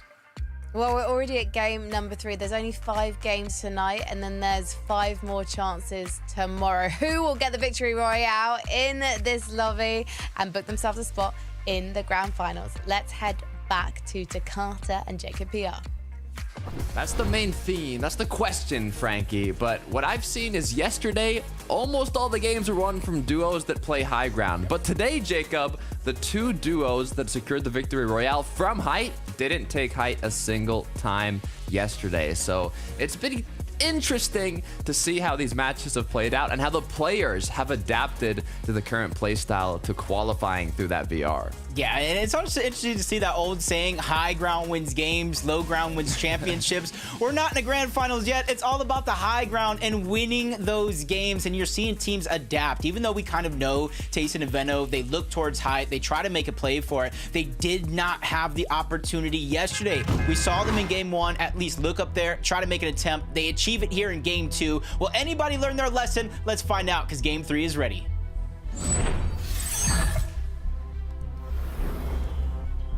With Tayson and Veno's victory royale, it's put Tayson at 20 FNCS finals, tying him for the most at all time in Europe. And there's still a lot of titles, or titans, sorry, that have yet to made it to the grand finals today, just like Thomas HD and Queasy, who have had a rough start so far to day 2. They did make it to upper bracket now in the second day, but they're having a tough time making it to the late game. Early game, last time Queasy got knocked down early on, and Thomas HD stayed up for a solo for a good amount of time, but was not able to close it out or even get the reboot. So I'm curious to see now if anything will change up, as I believe there's even an extra duo dropping here around Mount Olympus. Yeah, I think when a team that has been so dominant in their history as both individual players and the run last major, you can kind of see them getting space, but the more and more they slip up, the more and more teams will not show that same respect. And as soon as we turn into Grim Gates, Malabuka is already down. Kiddo and Cheatin get that first elimination. Luckily for him though, Merstash was able to create so much distance, so they have to go on the hunt if they want to get him too. Merstash, Malabuka, we're on top the whole day in terms of battles off spawn, but looks like the tables are finally turning here for Cheatin and Kidduo. The issue is, 1, Merstash is still up, but 2, even if they are able to eliminate Merstash, they're kind of on the lower end of the leaderboard here. So even if they want to make upper bracket tomorrow, they're gonna have to get a good amount of points in this match. So I'm not sure if they're gonna completely hunt for Merstash here or more play their current loop path and try and just focus on getting that medallion, but I think Merstash at least wants to catch one player off guard. Yeah, you're seeing a huge change up this time around. Queasy and Thomas not overstaying their welcome at Mount Olympus, but instead just trying to quickly go on the aggressive. It's Hedra down below, very, very close to Queasy, so he has to watch out not to get kind of bull rushed in a 2v1 situation. Him and Kurtwalk can kind of turn at a moment's notice, but Queasy's just there. He still has the Thunderbolt of Zeus. He still has that Ranger AR, landing a couple of shots, getting that distraction to allow Queasy a little more freedom in his rotation. Continue to look at options and damage that they can do in the game. First game of the day, they didn't go for full-on eliminations. They just wanted a bit of damage, but Astro is going for those full elims, knocking down one. Cringe now. Last player in the box is actually going to finish off Astral. Great attempt, though, for the 2 versus 1. Uh-oh. You know how active Grim Gates is. Yep, here Kiddo and Cheatin. They say, this is my POI now. Already took down Malabuka. Jake Buka goes down next. Is there any Bukas that I could take down? Because they could add them to the list. And now they're going to go on the chase. I was gonna say it might be a little too soon, because all of that Grim Gate loot in terms of the medallion, in terms of the Mythic Gatekeeper, is still up, and you see other teams moving in that direction now to try to take it for themselves. Various bro, or Fire bro, close by now. Yanis Flixie though, up against Scroll and Sky here at the Reckless Railways. They've been playing incredibly consistently throughout the day. 140 points already. Almost securing themselves at least the upper bracket tomorrow. Scroll looking for a cheeky little angle. Unable to connect, though. He's been caught. Forced to drop down once again. Regroup with his duo partner. Ooh, nice shots on the Yanis from the side. Yanis and Flixie so far 2-0 in this off-spawn fight. But this time around, you see in the minimap, a third team now closing in on the distance. And those are the things you learn. You adapt. You know this fight towards Reckless Way is happening. And if you haven't found the surge in the first 2 games, it might be a necessity to interrupt these fights very, very early on, even if your intention isn't necessarily to go for the elimination. Be careful, though. Yanis has been knocked. Flixie now is left alone, but he takes down Sky. It's back to a 1 versus 1. Does the third party know, though? This is the perfect moment to capitalize on the situation and go in. Flixie needs to finish this quickly. He does exactly that, taking out Scroll. Now, the question is, will he have time to pick up Yanis here as the third parties get closer and closer? Yeah, one player at least crossed over that river already. Second one taking his time. That's Fanayan. Moneymaker is probably not too far behind. Cannot go for that reboot just yet. Flixie's going to be left by himself, but he has the time here. He needs to figure out how he's going to take this 1v1 before it turns into a 2v1 situation. And Fanayan's really not letting him escape either. He's trying to keep his eyes on him the entire time, but he didn't look above. Luckily, Moneymaker closes the distance in time to get there to save the day. You talked about adaptation, and that's exactly what we just witnessed here. The Reckless Railways battle lasted a bit too long here. So for 9 and Moneymaker capitalized on that, and it turned out perfectly for the duo. Looks like Thomas HD and Queasy are looking healthier than their previous matches, but still have a bit of a ways to go. Queasy and Thomas just really haven't found their stride. They kind of give up Mount Olympus, trying to think ahead, go for that bunker, which has about another minute, 2 minutes before it opens up. And you see a lot of those teams from in and around Mount Olympus now moving their way over in this direction. They also want that bunker. That's Hedra, that's Kerwa, the ones they were fighting since the beginning of this game. But you can see 2 more players, Lens and Titty, over towards the outside, waiting to third party. But right now, you can see they're just not going in right away. They're just staggering themselves. They're waiting to hear the noise of the fight and possibly a knock pop up in the feed before they start to make their move.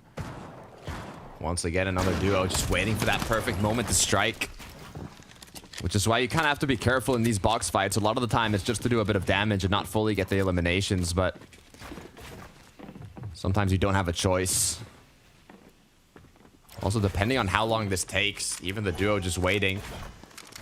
They're using a lot of time and resources here, just holding on for that perfect moment. The issue is if they are able to get the elims and potentially the bunker, then that's huge. But if not, you used a lot of time without a lot of gain. So you kind of have to make a decision on what you're going to do. Yeah, you see everybody really fighting for that piece control. Over towards the bunker is going to be the most important part. Well, currently, Queasy and Thomas do have control. And they're really not trying to give it the position.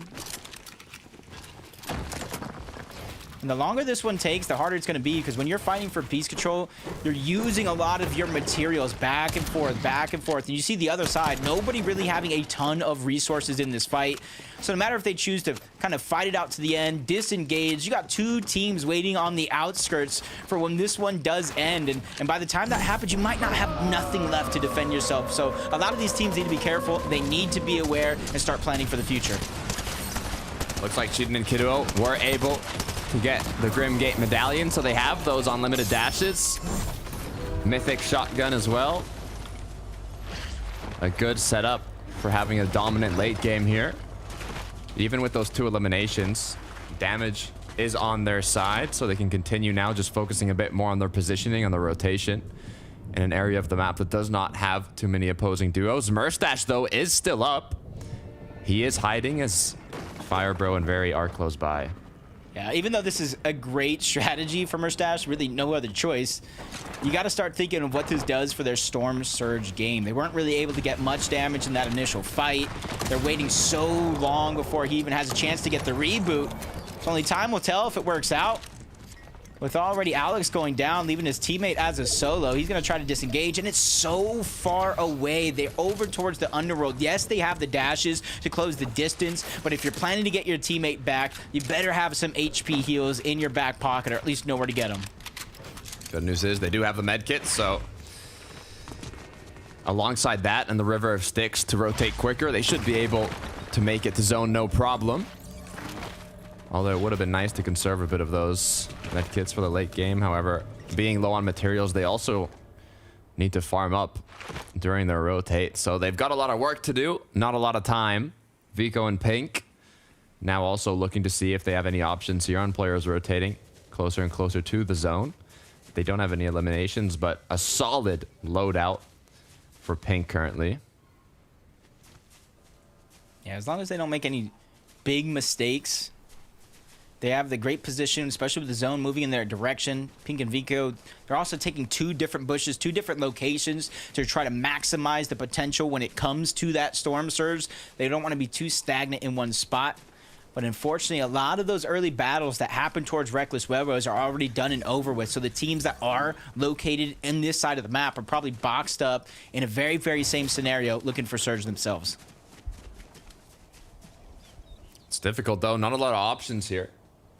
There's some pros and cons of being centered map, especially if the zone closes completely centered. Players might not rotate directly to the center as early on and stay more on the edges, so you won't have as many options of players rotating in compared to if the zone pulls far.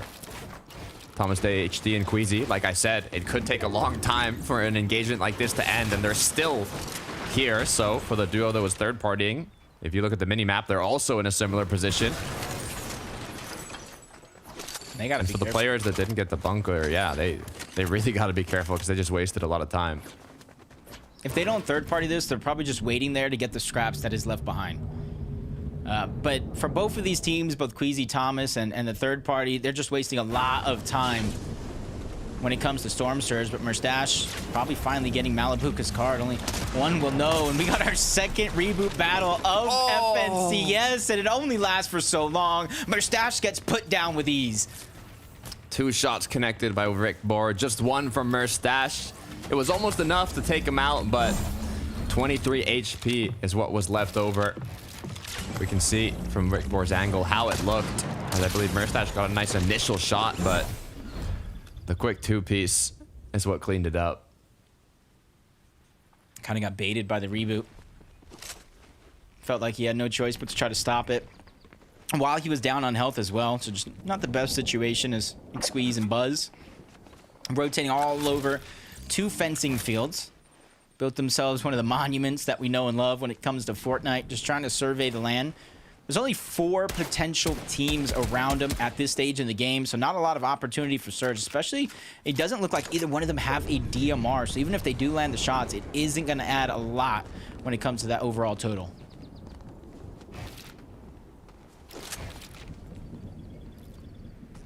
You can only see a few duos in the surrounding area, and I believe a couple of them are on Surge bases, so it's kind of shots back and forth between the Surge bases.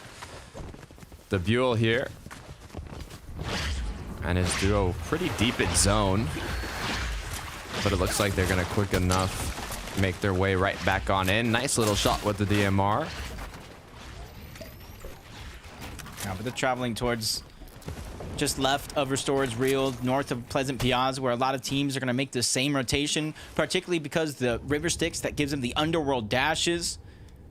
So even though they're going to stop, try to stagger themselves, get some more Storm Surge, if any teams that is farther behind that rotation, they have that backup plan to kind of rotate and get into a safer spot sooner rather than later. Rift Island appears, and Pink and Vico are building a tower that kind of matches that elevation, and you can see watching out towards the back, he sees another mountain towards the outside, so they're trying to set themselves up from what we've seen very, very early on. Pink is going to be down low, trying to replenish a lot of the resources and kind of watch his back and possibly try to hunt a rift ahead of time that they can use for the next rotation. These Surge bases aren't just beneficial for when you're looking for tags, but you can even kind of use it to potentially sway the rotations of players in the surrounding area, as they'll assume that there's most likely someone on top of that, and they'll kind of keep their line of sight blocked from it, even if there's no one there. So it could make that side of the map a little bit more free, getting a bit more technical, but that's the thing about set lobbies. You normally know which duos are where and where they're going to set up to get those tags, so you kind of want to base your rotation around that information. But the thing with semifinals is those lobbies keep changing every day. As 25 duos qualify, 25 duos get sent down to the lower bracket. So you do have new lobbies each time. A lot of studying, a lot of homework has to be done for these lobbies. Cheat and Kiduo now. Boxed up edge of zone here, trying to see if any duos will be rotating in late. Yeah, luckily for them, they were able to get 2 quick eliminations, kind of start the game. Not necessarily a ton when it comes to Storm Surge, so that's still looming in the back of their minds. And you can see them saving that slat barrel for the stamina that they're going to get. Kind of unlimited use for about 20 seconds or so. Could allow them, especially with that Flowberry Fizz, to cover a ton of distance very, very quickly when they're forced to make this rotation.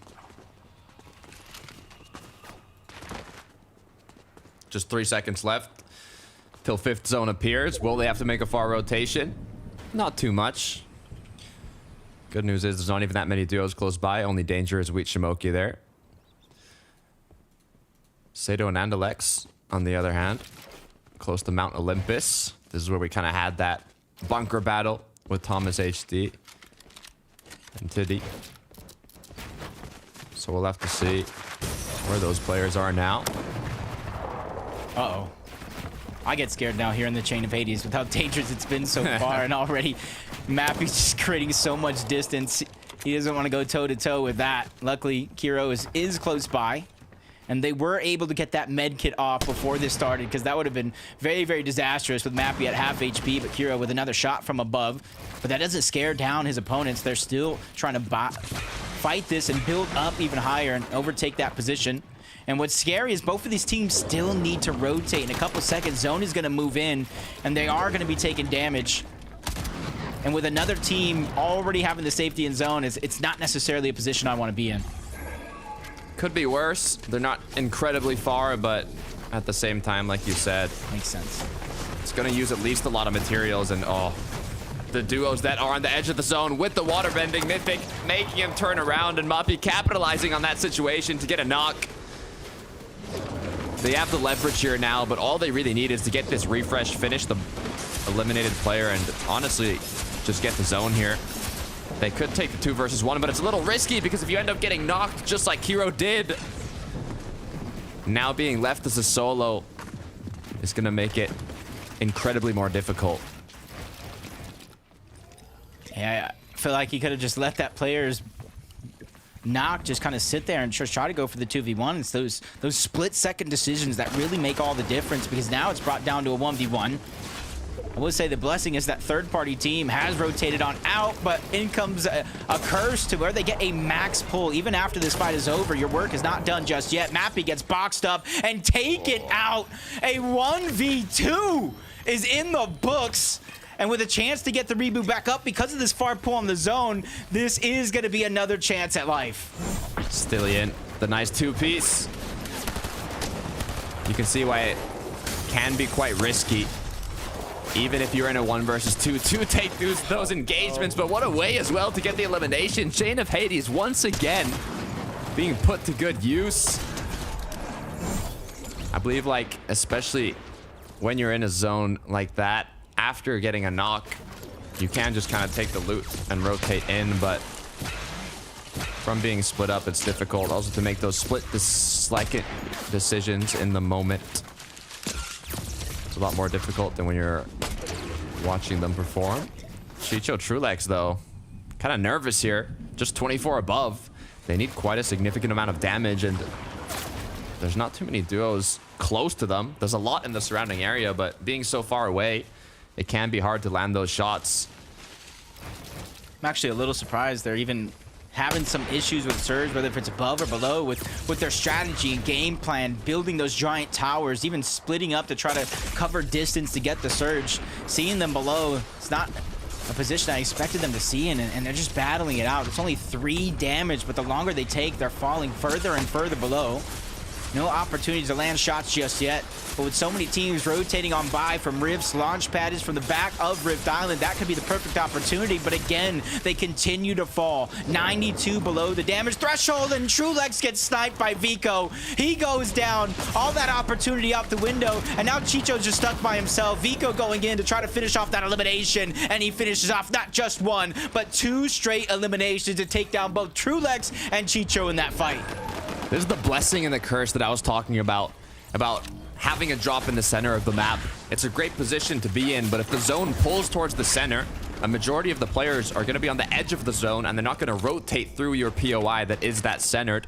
So the only shots that you can take are of the duos that also landed in more of a mid-map POI, and they don't have as many options to take shots of players rotating through, which must have been why they had so much difficulty getting that damage earlier on. As now Cheatin, left alone, unable to connect the sniper rifle shot. Good amount of mats, but you're gonna need more than that to make this rotate. Yeah, especially it's just over 2 different terrains of water. He does have some dashes that are going to be used very, very quickly. Makes it to one side, the little island, but has more distance. I did see Thomas go down in the feed. Luckily for him, Queasy is there at a moment's notice. 2 eliminations, which is their first eliminations of the entire day so far, which shows the struggles that they've been going through. But with a switch up of strategy in this game, not necessarily challenging Mount Olympus, this could be the one to push him over the top. It's not going to be easy, though. You can see all the players that are blocking their path. Medkit's going to be put to good use, though. Get that HP up, and now with the Flowberry, they can attempt to make the rotate here. So many duos already boxed up, though. They have to choose carefully which path they are going to take. As other duos rotate through, the potential of recycling builds are there, but all they really need to do is make it in, build a couple boxes, and just like that, quite a clean rotate. Yeah, this time while being above on the Storm Surge threshold, so not really forced in any bad position, but Cheatin, we saw him just not too long ago with more dashes. He's got to have the medallion, so this could be a big win for somebody to take out Cheatin as a solo. Still bouncing around, hot on the heels, 133 below, and Cheatin finally goes down. Zohan, he's the one that gets the elimination, but they're targeted from the front side of the zone, and he goes down. It's all up to Trash, but the pressure is not slowing down just yet. 2 teams are being the gatekeepers and won't let them pass. Medallion now stuck in the zone. Could be a little gift for the duos holding them on the edge. For 9, Moneymaker. We saw them get those 2 eliminations in the early game at Reckless. And now they've just kind of held their position, basically. 2 elims still on the board.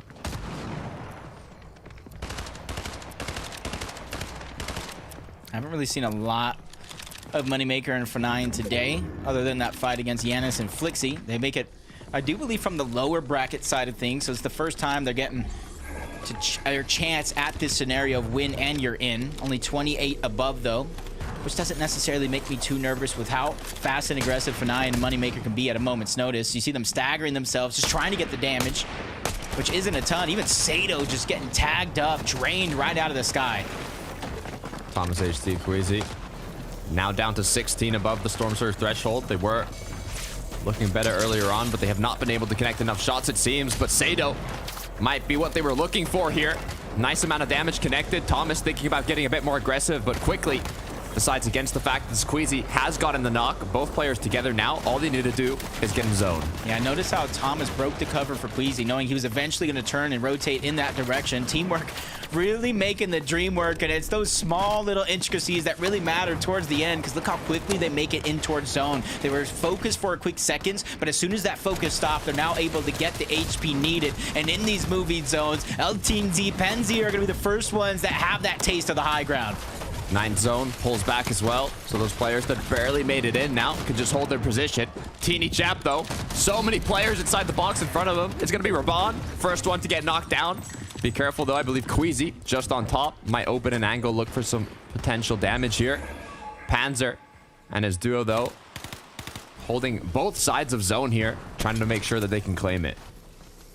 Yeah, you know how aggressive that team was in the lower bracket. They already got a big win, so they have the blueprint down packed. They just need to be able to solidify it here. Karmi's just under pressure. He goes down, separated from his duo. Just a quick second is all it really taken. Look how healthy he is with the materials, with the heals. So he could pick up a lot of points here as a solo, and just determined with only 36 points so far, those are big points for the leaderboard. Continuing to rotate through. Has and a significant amount of materials to play multiple moving zones, to be fair. As now Thomas HD Queasy, much more elims on the board, looking a lot healthier than previous matches, but still a long ways to go to be comfortable. They need to pop heals now. They need to pop shields. As being second height, the pressure from Panzer is going to come soon. Chaptini close by as well. The Buell trying to get his way to the front of zone through the edge here. think teams are learning throughout these couple of days. Look up. It's as simple as that. Teeny Chap, they make high ground the focus, and they're the ones, they're closest. No longer is it Queasy Thomas on second height. You see the Flowberry Fizz come out. The battle for the high ground is going to begin. Pansier gets coned off. He gets overtaken. They have no choice but to possibly give it up, but they're not going to give it up for free. They're going to still continue to try to battle this one out, even though Chapatini do have the high ground secured. El Teensy gets taken down, but everything comes crumbling down. But luckily, they have the dashes to save themselves at the last second. Materials, though, is what's the issue now. Just 3 builds for Teeny. They need to find a refresh, and it's actually Thomas HD. It's Queasy that's overthrown high ground, but no materials to work with. They also need to find a refresh. Nobody has bats. Oh, somebody's flanks. That's Teeny again with a huge flank, taking down Thomas. That's his high ground. You can fight him for it, but there's only so much you can do as a solo, especially with how strong they are, and with the newly found dash coin, they're going to be able to overtake height with ease, especially since it's one player, and he saw it coming. You saw him waterfall his way down. He didn't want nothing to do with that battle.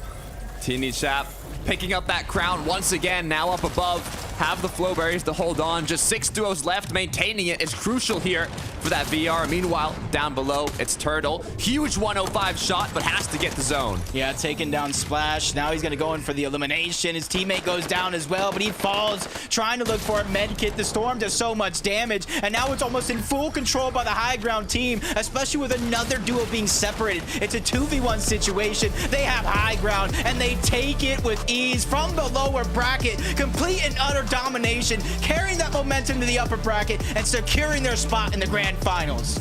Levin called it. Chap and Teeny showing how powerful the high ground can be in this format. We saw duos again and again fighting for it. Everybody wanted to stay up above, even if they didn't have materials, still going for that high ground. The duo that took it last, that picked up that crown once again, was Teeny and Chap. And we're going to see them in the grand finals. Yeah, we kept talking almost 2 days straight. The high ground team is winning. The high ground team is winning. They took notice, and they prepared to overtake that high ground from the Flowberry Fizz to trying to chop them down. They played it perfect, and they executed a big win to get that battle bus spot. More and more players are going to be playing aggressive for that height, so it's just going to be more and more difficult to maintain it. But who will be the final 2 to take it home? There's 3 people that can break it down for us. Thank you very much, guys. And that was quite the end game from Chapantini. I'd actually written in my notes during that game, where are Chapantini? I feel like we've not seen much of them so far today, despite what an epic time they had in the lower bracket yesterday. And then suddenly, as if by magic, they're on the high ground, challenging Panzer and Altenza, basically knocking them off. And it could have gone so wrong for them, Levin. And yet, they managed to recover. They were prepared to fall and rise again. I can't believe I'm saying this, Frankie, but we're on the exact same wavelength. I was thinking the exact same thing. Same. The end game was going on long. I was thinking, hold on a minute, where's Chapantini been at today? I've not really seen much, heard much. And then bang! I mean, Panzer and Altenzi didn't see it coming, right? Like they probably thought, yeah, we're good on height here, like things are vibing. But Chap and Teeny, again, one of these few teams this season who genuinely just look up for height when they get even the slightest inch of room and space to do so. And that is always going to give you a big chance in these lobbies. It was all about that dash medallion, wasn't it? That's what opened the door for them to really take that high ground with aplomb, with a force as well. And it was really, really nicely played. It was a bit of a high ground tennis game again, where we're seeing one team on height, then Chapantini trying to take it, and then they decided to get back on height. And then we have another team in Queasy and Thomas that decided to get up on there, but don't have the materials to do so. And it was a nicely played game from Teeny and Chap. Of course, that medallion definitely helped, but it's all about how you can use that. We haven't really seen too much of a complete domination from the medallion team this weekend, but it's nice to actually see teams using it, getting it in endgame, and thinking, right, this is our green light to go up on high. We didn't actually see Mursash and Malibu even managing to get the medallion. It was actually taken by Cheaton and Kaduo this time round over at Grimgate. So I wonder if that's one of the reasons we didn't see Mursash and Malibu. In some ways, I'm thinking, oh, well, that's an opportunity then, lads, to start focusing on materials. But I didn't see whether they got taken down in the fight or not early in the zone. I'm not sure whether you saw what happened to them mini minor. Yeah, I think I'm it on was, Mustache and Malibuka watch. Well, there you go. I think Malibuka went down straight away off spawn, and then Mustache was trying to reboot. It was a little bit of a reboot battle. Didn't quite work out in their favor. At the end, didn't even work out in the other team's favor either, really. It didn't work out for anyone. Didn't quite work out for Thomas and Queasy either in that end game, but I think it's a nice development that we're seeing from them. They actually made it to end game now. That was, as Jacob said in the cast right there, that was their first eliminations of the entire game, or the entire day, I should say, in total. And it seems to be coming together a little bit more for them at the moment.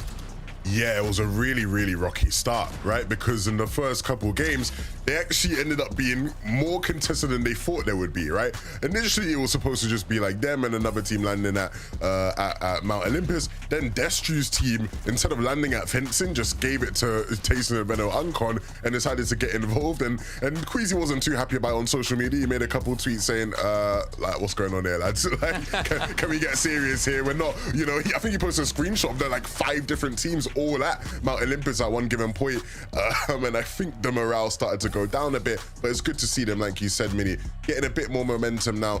Again, if they're not going to be able to win one of these last, you know, couple games, it's going to have to be an angle where they stay in that top sort of 25, right, so that they can play in tomorrow's uppers. Otherwise, yeah, it would be a big shame to see these guys just not qualify for FNCS. Again, the possibility looks more and more likely as we go on and on and on, but they're just too good. Like, it's Thomas and Queasy we're talking about here. How can they not make it to grand finals is how I feel inside, but it's about what's happening on the screen. Can they not go to fencing fields now?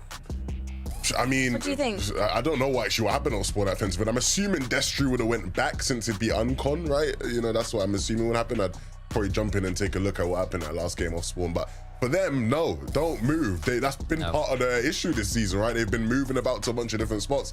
Yes, Mount Olympus isn't great right now, but I don't know if moving again is gonna help them right now. Yeah, but they're not getting off the ball that often. That's the thing. Or at least they're not making it to the end game. But it was good to definitely see progress and to actually see them getting some eliminations in that last game. So onwards and upwards, boys. Let's take a look at the leaderboard to see who has moved up the rankings ever closer to securing that spot in the upper bracket. Altenzi and Panzer impressing in the end games so far, so it's not a surprise to see them there. Janice and Flixie, hopefully we'll see them kind of maintaining that consistency we saw from them in the first 2 games, because obviously that game wasn't the best for the mini minor. But are you expecting that they could be one of our golden ticket victory royale winners tonight? I mean, hopefully. It was a little bit of a different game for them right there. They had a 42nd with only 2 eliminations. They got third-partied off spawn, and it was one of those where that's what can happen now at this stage of the competition. Luckily, unlike last season, Reckless Railways isn't like a power POI. It's not going to be a POI that people are going to be looking at and thinking, right, I'm going to try and contest them for that. But I think it's going to be something that we're going to have to take a look at now, because this is really where you have to just chuck anything at it and hope that it sticks, because you just never know what teams could do when it comes to these last couple of games, because this is where it all matters, particularly for teams that are now outside of that top 25, that 60-point threshold. You need to start thinking about, are we going to be trying to play for wins? Are we going to try and play for that consistency? Because it certainly looks a little bit different, and your risk tolerance has to be a little bit changed depending on what your goal is. I'm kind of curious to know what's happening in the lower bracket and which names might we see tomorrow. Just a reminder for you guys at home of the format. So if you win a victory royale during the semi-finals, you get a spot directly in the main event next week, the grand finals. Obviously, the action is very much a main event this weekend as well, I should say. Today we have 4 lobbies in the lower brackets. That's 200 players, and they are competing for 25 spots in the upper bracket tomorrow, and there's also 25 spots in the lower bracket, and obviously that is your last chance to lose. So we lose 75 spots today in the lower bracket. This is going to be a bit heartbreaking for a lot of the teams down there. So tomorrow we're going to see who makes it through once and for all to the grand finals, and we're going to see now who can try and fight for the top in game number 4 with Takata and Jacob here. Thank you so much, Frankie. Takata, time flies when you are having fun. Let me tell you, I am having a blast seeing newly formed teams, seeing same teams that have played together last major, and we're seeing players qualify for their first EU FNCS Grand Finals. That's what you love to see, right? Tomorrow, there's a lot more consistency. Today, though, Jacob, it's all about that VR and the hype that these players get when they win. I love seeing the win reactions always after these type of tournaments. But we're getting close to the end of day 2 here, so the pressure is on for these duos. They need to make something happen if they want to qualify today to the grand finals. Yeah, I know we have our picks, our favorites of who's going to win these last 2 games to qualify for the grand finals, but I want to challenge the chat. You guys at home, let me know who you guys think are going to win these last 2 games and make it to those grand finals. Who else is going to go to the lower upper bracket? Takata, this one is really coming down to the wire because I expected Thomas and Queasy in a set lobby to be phenomenal, which hasn't been the case. Will that change though? With game 4 starting now, we don't have to wait long.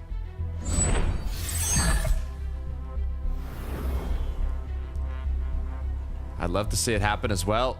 Grim Gate is where we'll be starting off though. The non-stop battles with Cheatin, Kiduo, Merstash, Malabuka. Last match, Cheatin and Kiduo were able to get the medallion and take out Merstash, Malabuka early on. Can we get some sort of a repeat here as the action starts quickly? Straight 50-50. They're just trying to break through the builds while there isn't much to go around, but you can see Malabuka's just doing it from a distance. Doesn't really want to get caught off guard. Chasing them around, lacking just a little bit of shields. Malabuka and Merstash got the best of the drop so far. But it's really gonna hard to be battled back from a position just like this because there's so many corners you can hide around, so many nooks, crannies to get in between to really keep your position unknown from Malabuka and Merstash.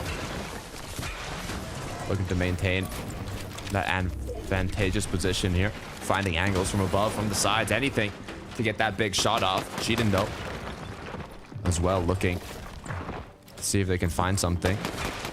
All it takes is one big shot, one big connection to open up the chance to play more aggressive. Cheating, I like this from him. Looking for angles, but he gets caught off guard. Down to 40 HP now. Merstash, Malabuka with the upper hand. Pressure is on as they continue to aggress. Merstash picks up one. Kiduo now left alone. 2v1 is not looking good as Merstash cleans it up. But you got to be careful, Jacob. The third parties, they're ready. Yeah, Malabuka's already down. That's Astral Art skill. They quickly third party this fight. Merstash is trying to stay alive, but he goes down yet again. The struggles continue for Malabuka and Merstash, but I will say the shining hope, the silver lining is going to be, if this was yesterday, they have enough points to go into another upper bracket matches, but you don't want to wait until the last and final day, especially when you're the Major 1 champs. You really don't. Perfectly executed third party. Hi Joe now as well, picking up one more for the 2-piece at Lavish. Little banter. It's a good way to start though, getting those elims off spawn with only 2 chances left. A lot of the players who are kind of lower on the leaderboard will be playing more for that victory royale here. If you're kind of on the borderline, just in between that top 25, which right now is at around 60 points, you're going to want to maintain that consistency and pick up as many points as possible. Yeah, and just kind of looking back at yesterday, it was in that 5th and final game where it was a 38-point jump for 25th place. So even though some of these games are going pretty quick, you're seeing a lot of action very, very early on. If you want to find yourself inside of that leaderboard, these are the last couple chances. Forzen, Silly, just trying to sneak up third party Brawlers Battleground. And this might be a good chance because normally they take another fight on the other side of where they're at on that mountain. And this time around, they're just quickly trying to go for a third party. Looking to see if they can find an angle. Patience can be key in these situations. Forzen showing that. Question is, though, it's also a bit of probability on if your opponents will walk by you. But you could tell that they're running away. So now from patience to aggression as they start pursuing. Looking to see if they can land some shots at least just to get a bit of damage. But you got to be careful. Silly Seb now forced to pop a mini here. They do have the upper hand in terms of positioning, but if the duos down below hold their ground, it's going to make it quite difficult to aggress. Yeah, you're kind of fighting them where they're kind of set up on the low ground. You got to imagine the space that they got, but Silly tries to sneak in. takes a huge shot, dropped down to just 19 shields. A lot of the resources being expended in this early game fight, and it almost leaves you with a decision. Do I disengage, or because I spent already so many builds, resources, heals for this fight, it almost leaves me no choice but to try to finish. And I think in a lot of situations, teams kind of feel stuck in those situations. Yeah, to be fair, I don't think we'll see either duo completely look for the full-on duel. For Pixie, though, there's dual partner. They're also going to play more of a passive route here on the rotate.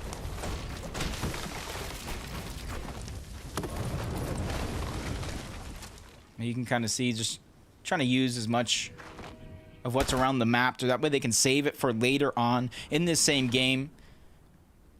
With the little fire pit, just got to use a little bit of wood just to get your HP up as quick as possible. And you can see, I wouldn't say a lot of slow and downtime around the map, but you see a lot of adjustments being made from different teams. Yanis and Flixie, they take down Balusi this time around. So very few teams are actually focusing on engagements, close range battles. Everybody else is just worried about positioning and possibly preparing for the next bunkers. Well, actually, look now.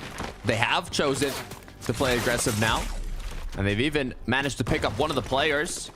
Potential third party from shots far away. I don't think they'll keep progressing from Mount Olympus, though, but they will possibly pursue Akira here. Looks like they're kind of peeking around, seeing if they can hit any more shots, but Akira's kind of stuck on the edge of the map here. Not too many places he can actually go to, so it's a matter of time before Forzen and Seb get closer here. You can see they're even kind of preparing themselves, farming a bit more, healing up, making sure they have the highest probability to come out on top here. Akira's gonna have to pop off to win this 1v2.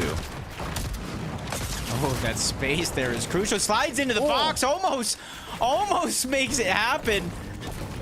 Magic just around the corner, but quickly Forzen is able to take him down. That almost got so scary because then he could have created separation, tried to heal back up, and fight the 1v1 because they are so isolated in the southern portion of the map. There would have been no third-party potential. It would have been straight mano-y-mano. Yanis Flixie holding true to the consistency throughout the day. As now with that one elimination, they're playing more on the uncongested side. Don't really want to get themselves into any sticky situations, so they'll take shots from afar but keep rotating as the ultimate goal here. On the north side of the zone by Reckless. It's actually for 9 and Moneymaker, the duo that caused them a bit of trouble in the last match. Pink and Vico, I'd love to see this duo take home a VR today. Going against Clownsky and Axe Force though, and Vico being cracked. This could be tough. Yeah, just constant spray. Pink just gets his shields taken down. Vico was trying to create separation just so he could heal. So you got 2 weak players. Axe Force is quickly hot on the chase, trying to take those pieces underneath his control, but gets boxed up momentarily. Fires back a good shot to try to keep himself alive, but multiple angles coming out from Pink and Vico. They're finding so much success with a monster shot. Vico does it again, taking down Axe Force while on the back foot. Just quick thinking from him and Pink to just attack from multiple angles, turning what they were trying to play defensive into an offensive fight. What a way to control that engagement. Wow. The odds were definitely not in their favor, but quickly enough, turning it around, putting their opponents in panic. As now Vico said, you can get away. Not anymore. Aggression continues as now the box fight once again. 4 boxes made by Clownsky, doing anything he possibly can to try and stay up here. Chug Splash is used now. Good amount of shield for both players. Should Vico and Pink actually commit to this? If you look at the mini-map, there's more duos close by, which rises that threat. But I think they won it. Something's telling me that they won it, Jacob. Yeah, it doesn't look like they want to let it go for free. They're basically in range of that bubble spot. Another upper bracket spot secured, but this is all about the win. laying it all on the line. They know they got that one elimination onto Axe Force, and they're just waiting to try to clean up this other one. They're just cutting off all exits with Vico building around. Kido tries to make a quick peek, lands a great shot onto Vico, but just the numbers game is just too much. But you talked about the third party. Look at that team waiting on the other side of the mountain for this fight to finish and for them to try to rotate over. They know Vico and Pink now on thin ice have to decide what's the play. Do they know that the third party's waiting for them? Are they going to go directly towards them? Or will they try and kind of go around? It looks like Pink has to be careful. He's walking right into their trap here. It's Destru who could put an end to Pink. It's going to be a great opportunity for them to do that, especially pushing him in towards the zone. HP being gone before they step their toes in it themselves. Vico trying to slide down the mountain. No choice but to leave Pink by himself before he quickly tries to reunite. And I like this. He knows he has them in the zone. He knows they're going to be losing a lot of HP, forced to use their resources. Just reposition. You're right there on the edge. You could try to gatekeep them out, but I do believe they got the damage that they wanted. Let's just try to disengage, especially depending on how far the zone actually pulled at this stage in the game. That could have been a lot worse for Pink and Vico, to be fair. They had no clue that both players were there, and they honestly might have even been able to knock down Pink, but without doing so, now both duos have just chose to go their own paths here, go their own way, make it to zone once again. Chicho Trulex, we saw them have issue with Storm Surge in the last match, even though they have a very good strategy for getting those tags. But now that they're more on the edge of the zone, you can see this is the opportunity where the players do have to rotate through them, and hopefully they've been able to get more damage. I like this quick rotation on out of Restore Growth. They could have stayed there in those towers in that position. A lot of teams from the north, even the west, are going to have to rotate on in, but it's little moments like that. Rotate, get a better spot, kind of do it all over again. And Chicho's just getting opportunities for anybody just trailing them to land shots just like that, which is going to help in their Storm Surge. I think every single game, this is a team that adapts, that learns, that figures out what went wrong and why, just so they can fix it before the next game starts. From calm to aggressive here, Raban and Fastroki close to the Grim Gate here. Is this a battle you want to take? 36 duos up. Second to last match of the day, as I believe Zohan and his duo here are going to choose against the fact. Or they're potentially just going to try and make their way, I was going to say, into zone, but they're actually going further back, deeper into zone here. So it seems they do not want to take this engagement, kind of telling Raban and Fastroki, you know, if you want to battle us, we're just going to keep going deeper and deeper in zone. It's not going to be a good idea for the both of us. So now they have seen that, and they will make their ways away. I see Thomas HD, Queasy as well being up.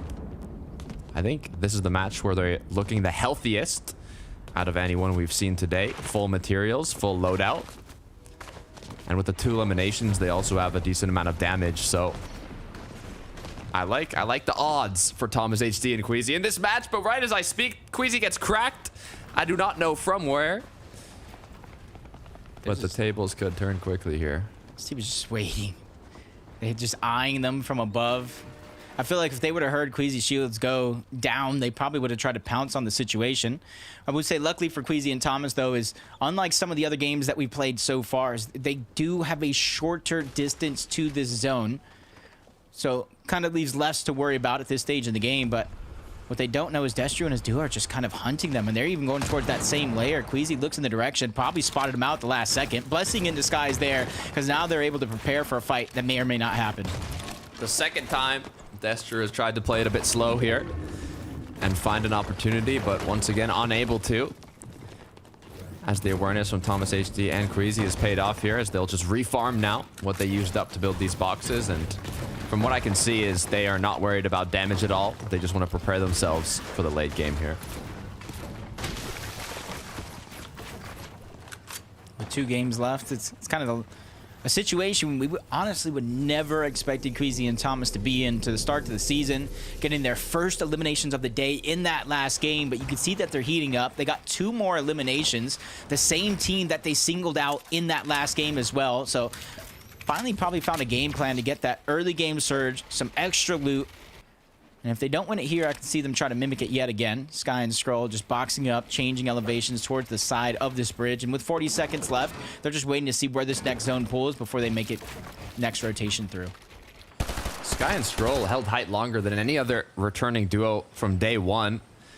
So it's been surprising to see them get eliminated off the start so much. But it looks like this game now, they're going to be getting into late game a lot healthier. So hopefully they can make something happen. X-Squeeze now. Another one of the Manny duos that like building those surge bases around this center part of the map.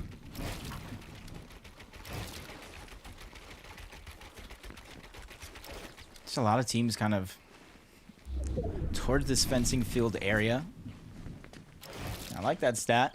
32 of the players competing today are trying to make their first FNCS Grand Finals. And we've already seen one player achieve it, make it happen. Every season, I always see there's at least one duo, one player that really rises to the occasions, takes on the superstars of the region, and reaches that grand finals. It's all about those learning experiences each and every time you jump out of that battle bus. Flowberries being popped here. Just trying to get themselves back to a healthy position. Yanis Flixie, though. Looks like they need to make a rotation into zone, so I believe but they're going to head to the launch pad here. Hopefully there's no players on the edge of zone here that are looking back. I highly doubt it, as there's no reason to currently, but you never really know. Quick Flowberry Fizz, launch pad.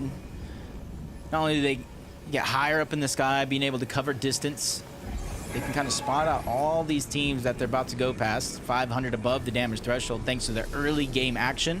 One elimination and a bunch of shots. And because of that Flowberry Fizz and the launch pad, you can see now they can kind of scout where do you want to land? What is going to be the perfect spot? And there's not very many good spots in the zone. Most of it is over open water. Ooh, they found a player. It was Destru. They saw him as a solo, but decided against the complete aggression. His duo partner now behind them has taken some shots. Forced both teams to box up. Will the box fight happen? Will they both play their own game here? Moppy Kiro. Still a little bit to go before they make it to the edge of the zone. Crack comes through though. Moppy now. Pressure's going to be on him. Will they continue applying that? Will the shots keep coming? Looks like not yet. As all they need to do is get a couple more boxes here until the inside of the zone. Back on board this side of the map. Like I said, a lot of it being open waters. It kind of cuts back over towards Brawler Battleground, giving teams at least some land to stand on as soon as it opens up. But Pyros just gets taken down to just very little HP, and Storm Surge isn't helping either. Yanis Flixie talked about them being over 500 above. It's all about a waiting game here. Storm Surge still doing so much damage to those teams around him. Luckily for them, though, Yanis and Flixie cannot hear the Storm Surge until the shields crack, but that's neither here nor there. They go in. Yanis with the first knock. Destru just dropped down to just 30 HP. Luckily, he gets the banana off in time, but they're still knocking on the doors, trying to make their way into the box. Not really given a lot of time to heal up, but it is going to drop down to a 1v1 situation. Destru versus Flixie going for the revive. Good job for Flixie to try to advance his way in, cancel that revive, and start one of his own. They're going to trade the revive here. Both players going to get it picked up. Destru got what they wanted. They got enough damage, but Yanis and Flixie did not need damage, so that was a loss engagement for them. They used up a lot of shields now and a bit of materials, but with both players back up, I doubt they'll continue this exchange. Being in a good position in zone here, they could even just look at their surroundings and the players rotating in, but being not too elevated, there might not be a lot of openings. Pink and Vico, though, on the contrary, great position. Yeah, you can see all that space now finally opening up. A lot of the teams towards the north had really no choice but to kind of stagger themselves there next to one another because they don't want to keep moving forward into that open water. Plus, it goes downhill into kind of like an open bowl that makes you so susceptible. Pink and Vico kind of knew this, planned ahead, especially that they come from the northeastern portion of this map. And they're going to be one of the first teams there into this open land, so they can position exactly where they want and refarm as much as possible before other teams start to make that journey over.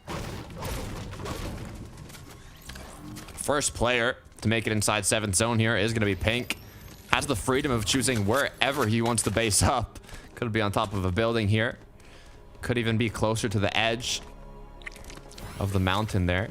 Kind of try and predict the 8th zone.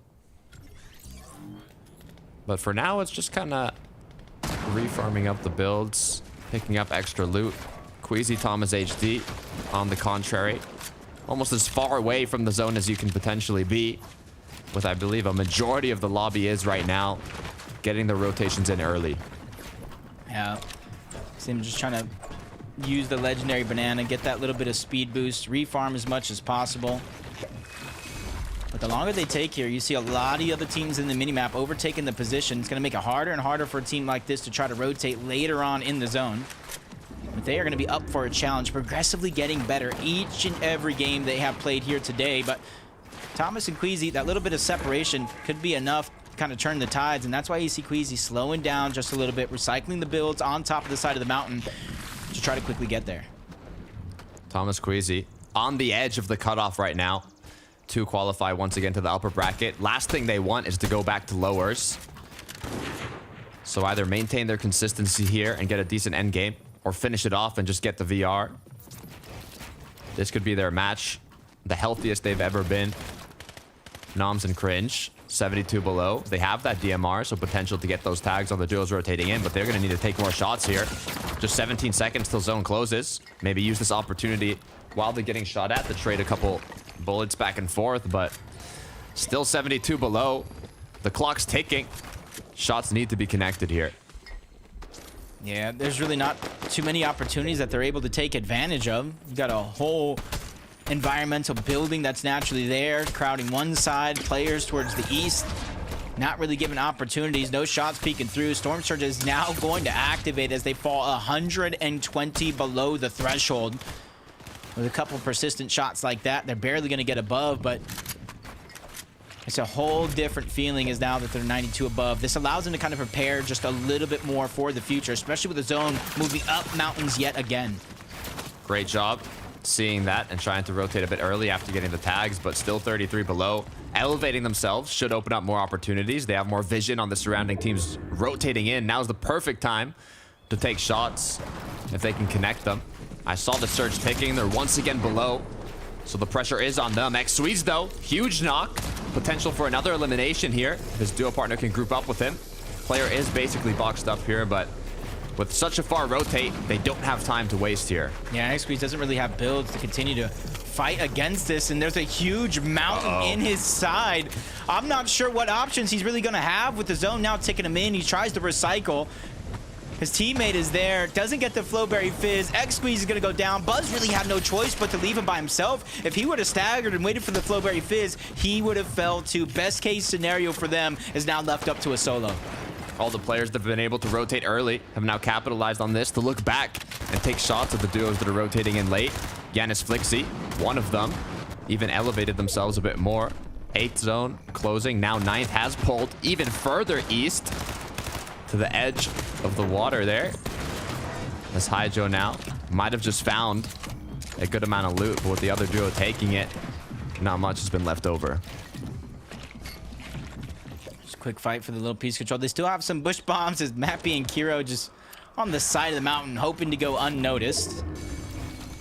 I think that might have been a blessing there for him. Actually, no, I think they got a far pull on the other side of the mountain. A little bit of a curse for Thomas Queasy from high ground, dropping down to the ultimate low. They find themselves positioned just right above as it goes down this mountain. That's going to allow for them to stagger themselves a little bit, look back, try to find some damage, try to find some eliminations before they continue moving forward. While Yanis Flixie, they take a launch pad right above, and they're just going to float their way down. Let another team build up towards height, and they can easily overtake it. This is one of the most, if not the most difficult zones we've seen in the semifinals so far, as Moppy has lost his duo partner. He has the Flowberry to give him that momentum boost and jump down this ridge, but it's highly likely that the zone is going to pull right back up. So you can see the players trying to keep themselves elevated and stay more on the top side of this hill. 5 more seconds left till zone pulls back. Howley, Nefrizzi might have to climb back up. Yeah, just unfortunate. No builds in the middle of the water. That's going to be an easy elimination for them. As Thomas, Queasy still holding strong to their position, saving the dashes for as long as possible. The Buell Relvis try to attack from the other side, catch them off guard, but their awareness is just top notch right now. 4 eliminations so far. They're looking to extend that lead. Squeeze just looked like he was in a tough spot, forced to separate Thomas momentarily. As high ground, you look up, it's going to be a new team right above Pink and Vico. With how little time they've actually spent on the high ground, if they could solidify a win here, that would be perfect. Right as they had it, though, got cracked, and it's now Yanis Flixie who have overtaken the throne, looking to hold on to it. They still have the loot. 100 tag, cracking his opponents, but Thomas HD as well, down to 22 HP, gets boxed, gets knocked. Queasy now left alone. Yeah, he was stuck by himself, but they do have the Grim Gate Mythic loot. If anybody can do it, it is going to be Queasy. Nice shot. First one's going to go down. He needs to figure out a way to get that loot because he doesn't really have much build. Back to back, Jack. Queasy does it again. Another elimination, and all the resources, all the builds at the perfect time. Queasy charged up, looking electric as he continues to zone. 3 elims on the board, boxed up once again, has a good amount of materials, but be careful here. The zone, it's elevating. You gotta climb the mountain. And Yanis Flixie, they're just looking down from above, focusing on one team at a time, pressuring them to fall down into the shark tank that is down below. Vico gets eaten up. Pink now with no build, trying to find his way up. Big flank, big shot, just trying to mantle his way up the mountain before he runs out of time. One more tick to take. Pink, with the hair on his chinny chin chin, escapes narrowly to survive. No materials though, just 10 HP, but it takes out Queasy. Gets knocked down though. Flixie, Yanis, cleanup crew. From high ground, zone after zone, Pink and Vico, they may have rented it for a short time, but they returned it back to Yanis and Flixie, who have smooth sailed in one of the hardest zones of the weekend to not only take the game, but take their spot on that battle bus. Destination Finals. They made it happen. You said it yourself. The most difficult zone we've seen in the semifinals. Pink and Vico tried taking that high ground, but Yanis and Flixie were quick on their toes, retook it instantly, and held it all the way to their golden ticket to the grand finals. Yeah, and they're one of the teams. They missed out on a round 4 weekly qualifier. They were forced to play through the lower bracket, but they weren't scared. They didn't back down from a challenge. They played a couple games out, and they finally have solidified their place. And honestly, just like so many other teams we've seen so far, I feel like it wouldn't be a finals without Yanis and Flixie. With 4 games down, there's just one more game to be played out today to see who is going to be the last duo making it to grand finals. But before that, I want to check out that leaderboard. So let's head right back over to Frankie.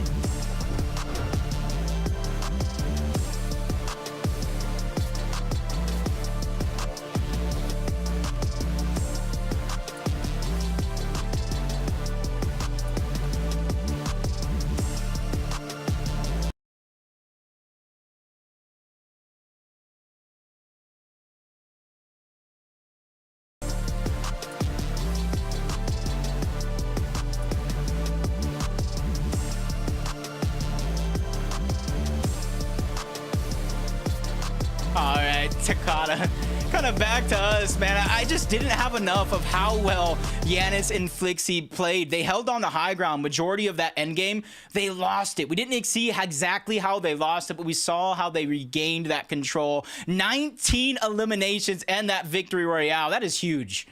It's a good way to kind of boost your hype, get that momentum back going for grand finals. I mean, my favorite way to qualify is through those, I want to call them reboot rounds, but not anymore. It's just getting that victory royale and that golden ticket to the grand finals. I talked about it earlier. I think it's the most fun way to qualify. You love to see those reactions from the players once they do so. But as a reminder, this is a similar format to day one. It's the exact same where you qualify through the victory royale, but tomorrow is going to be a lot more consistency based. So there'll be a lot more teams qualifying through that leaderboard directly and not just from the victory royale. But check this out, Jacob. I love the use of that launch pad alongside that Flowberry Fizz, just kind of floating in the sky, conserving as many materials as possible. Yeah, and that's where Pink and Vico, they felt the comfortability. You see them start to build up a little bit, thinking that height is going to be free, but finally they come floating down. They re-challenge for the high ground right here and send everybody sailing. And this moment right here, I love this. Perfectly played by Yanis. He knew exactly somebody was eventually going to try to challenge that high ground, and he shut down that attempt. And that shutdown was huge because from that moment forward, there wasn't a single team that had the chance to look up, try to contest the high ground because of this zone continuously pulling over the hilltop.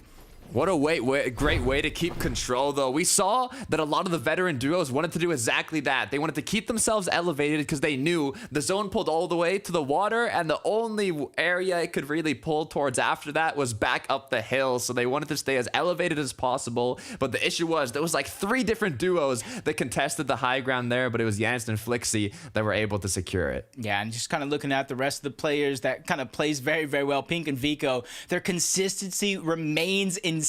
Unfortunately enough, it is that win scenario that really gets you to that grand finals, unless you're playing tomorrow on Sunday, which they probably already have their spot on lock. Let's take a look at the leaderboard. Our 4 teams already advancing to the grand finals, and then after that, we actually got a tie for consistency between 2 teams. Woo. This is going to put the pressure on. This is the top side of the leaderboard, though, so it is top 25 that are going to be making it to the upper bracket tomorrow. So the duos that are already here in the top 10 should be feeling comfortable in terms of being able to qualify to tomorrow's upper bracket. But what the issue is now is wanting to get that victory royale. And there's only one more victory royale left, or one more ticket left, sorry, to make it to the grand finals. So Levin, Mini, Frankie, who's going to get it? Thank you very much, guys. I think what happened there was I have just had so many sick burns thrown the way of Levin that he decided to mute my microphone on my behalf because he was scared about it happening again. But Levin, I promised I'll be on best behaviour if you don't infiltrate. I mean, the boys have just talked through what a fantastic endgame Janice and Flixie had, and I think that it's a sign of, well, or at least a trend of all the games we've seen tonight. It's not just those fantastic end games, but it's actually just well thought out game plans. Because actually, even from the second zone, we could see Janice and Flixie choosing to make those long rotations, using the launch pads to great effect. And they look ready for the grand finals, Mini. Yeah, it was a really nicely played endgame from those guys. We saw them padding, of course, as Takata mentioned, saving so many of those materials as well.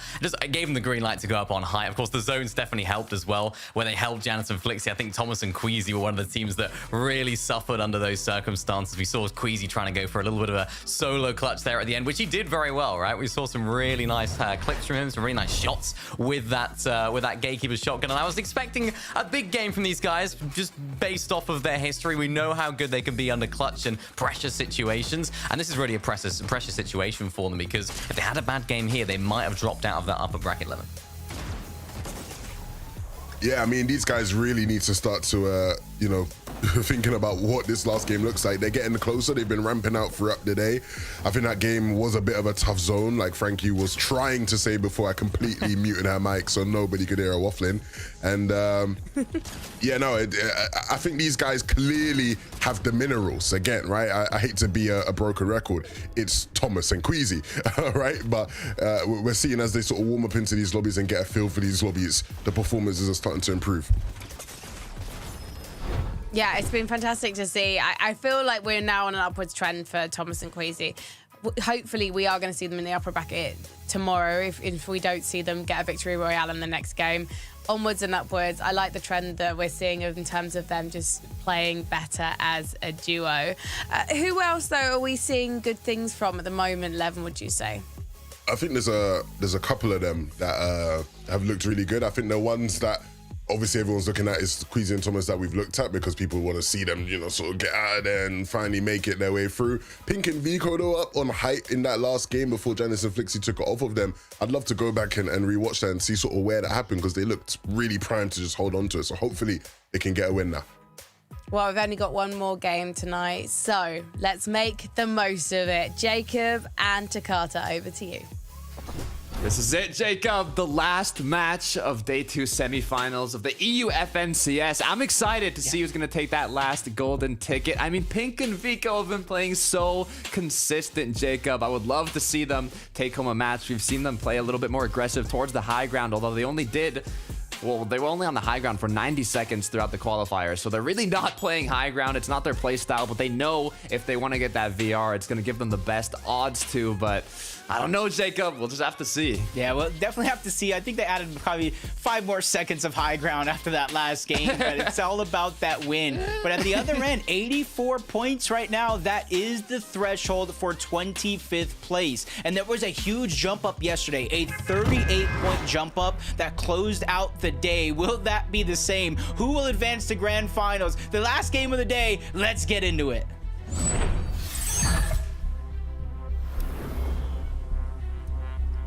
Separate the category of players in two here. It's the duos that are on the lower end of the leaderboard and need to either get top 3 or a really good match to put themselves in the upper bracket through consistency, or it's the duos that are already top 10, top 15. They know they're qualified to the upper bracket, and what they want is that victory royale. So I would not be surprised if we see more aggression towards the high ground, more duos kind of taking those early game engagements to set themselves up for that late game. One of the duos, Thomas HD and Queasy, have not had the best start to their tournament, but hopefully if they're able to get out of the early game, we can see something happen from them. Yeah, and at least in the back of their minds, they likely have that spot secured for tomorrow's upper bracket. Worst comes to worst is Malibu or Mustache, another off-spawn battle, but it is going to be just a trade. Kiduo is already down. Mustache has just been taken out. Malabuka doesn't look like he's closing the distance just yet, so a possible revive scenario coming out. But I might have spoke too soon, Takata. Malabuka is ready to be an aggressor in this situation. He already has the upper bracket spot likely secured with 120 points. So almost nothing to lose going up against Cheatin in this fight. Gotta be careful here. This duel means everything right now for these players. Seeing that Cheatin and Kiduo are not even in the cutoff to make upper bracket, they cannot afford getting eliminated here. They will go 2 lowers tomorrow. Mustache, Malabuka, on the other hand, are in upper bracket range. But you know they want more than just the upper bracket. They want to get that VR, but to do so, they need this elimination. So Malabuka has to make something happen. That was a great way for Mustache to kind of move in, stop any hope at the revive from coming out, but Cheatin trying to get a little bit of a sneak attack. Does have the Frenzy versus a Hammer. I feel like it's a huge mismatch in damage if it comes down to box fighting.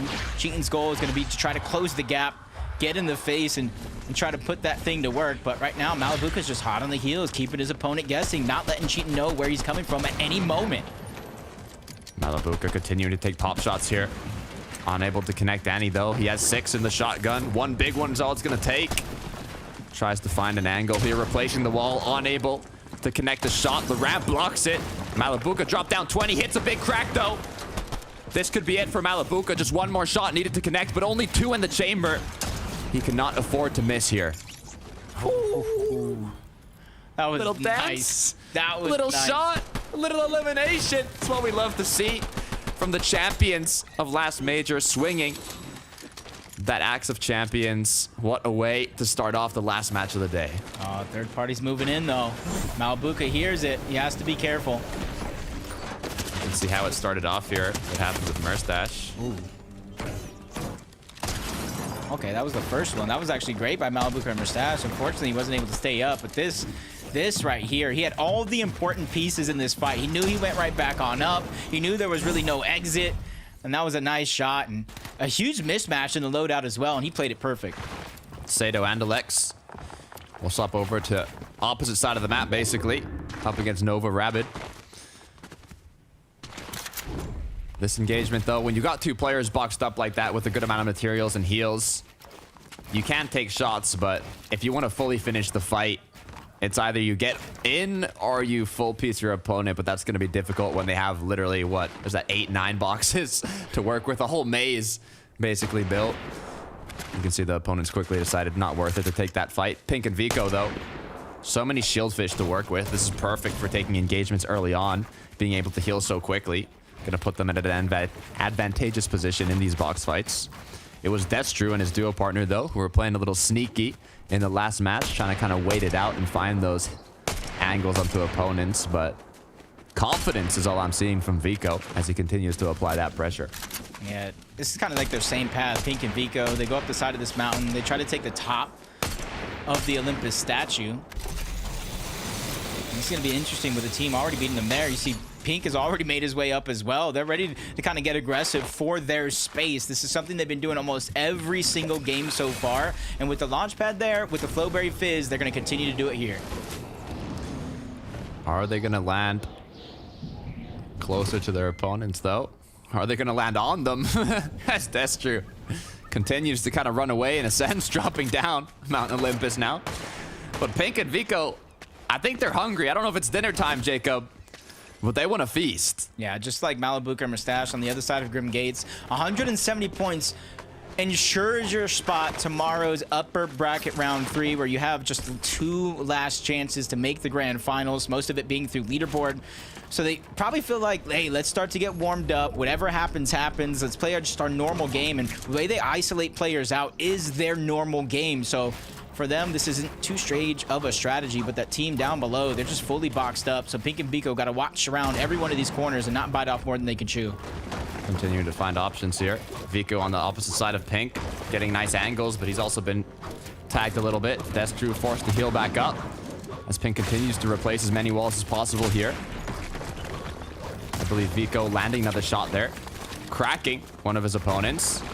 So far, the duel is on Pink and Vico's side, showing not only the confidence, but also the damage that's being dealt. Destru now cracked. Vico down to 12 shield.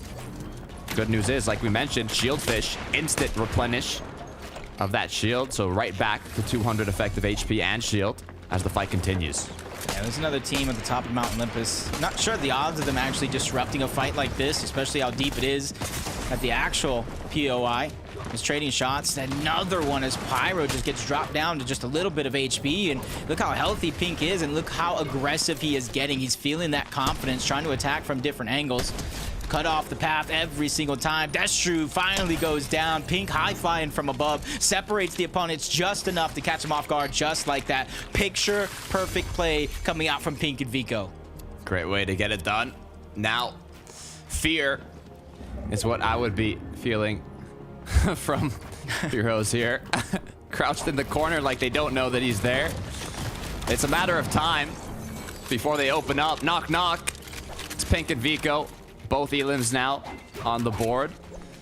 Will they continue that confidence and momentum, though, all the way up to the late game? They've got a good amount of damage from that. Now it's all about positioning, replenishing the loot that they've used, and making it to the late game.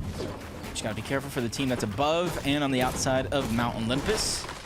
But they have more than enough time to figure out what the strategy is next. Kiro and Mappy, 132 points. Definitely well within range of that upper bracket spot tomorrow, but still have that potential to win a big game here. We've seen them kind of make it very far into some of these games, but this time around, it does look with the zone pulling south, they're going to stagger themselves. They want to try to get some early game Storm Surge, so that way they don't have to worry about it as much later on. Finn here. And Halo. Trying to kind of figure out what the game plan is. They have a solo in front of them, one elim on the board, so they've taken out half the team. I assume they know that the other players down here below. Question is, do they want to spend the time playing aggressive? They're not in zone yet, but they're not too far either. It can be a bit risky, but also worth it if they can finish it quickly.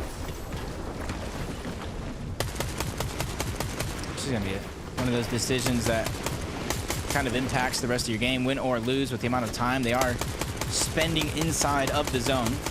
Luckily for them, it hasn't really been too many heal-offs this time around as they continue to push Cheeps further and further back, trying to cut out any path or any chance he has at making things happen. And as soon as you see him trying to take some elevation, they immediately pounce yet again, just leaving them stuck in the water. I'm sure a bit of the nerves here are affecting Halo and Finn because they are literally the cutoff of qualifying to the upper bracket at 84 points in 25th spot. So they cannot afford to get eliminated here, and they know that. So they want to play a little extra safe. You can tell they're not going directly in unless they know they can get this elimination. But that's also causing them to waste a lot of time here, as now there's even more players on the edge of zone kind of waiting. Ring around the rosy. Now finally, more shots are getting connected. Just one more left to get the elimination. But how long is it going to take to finish this off? As it looks like they got it. It's good maneuvering around that builds with the dashes to try to stay alive. That third party looked like they were going to try to jump on, get some surge, but they immediately disengaged on out. Probably didn't like the look that they were given. Sangil to Marius. You see they already have 1 elimination so far, and feel bad. It's just an isolated player, half health, so far away from his teammate, really stood no chance. And you can see from the underworld, they have the Mythic Harbinger SMG, and you have to imagine the medallion is to follow.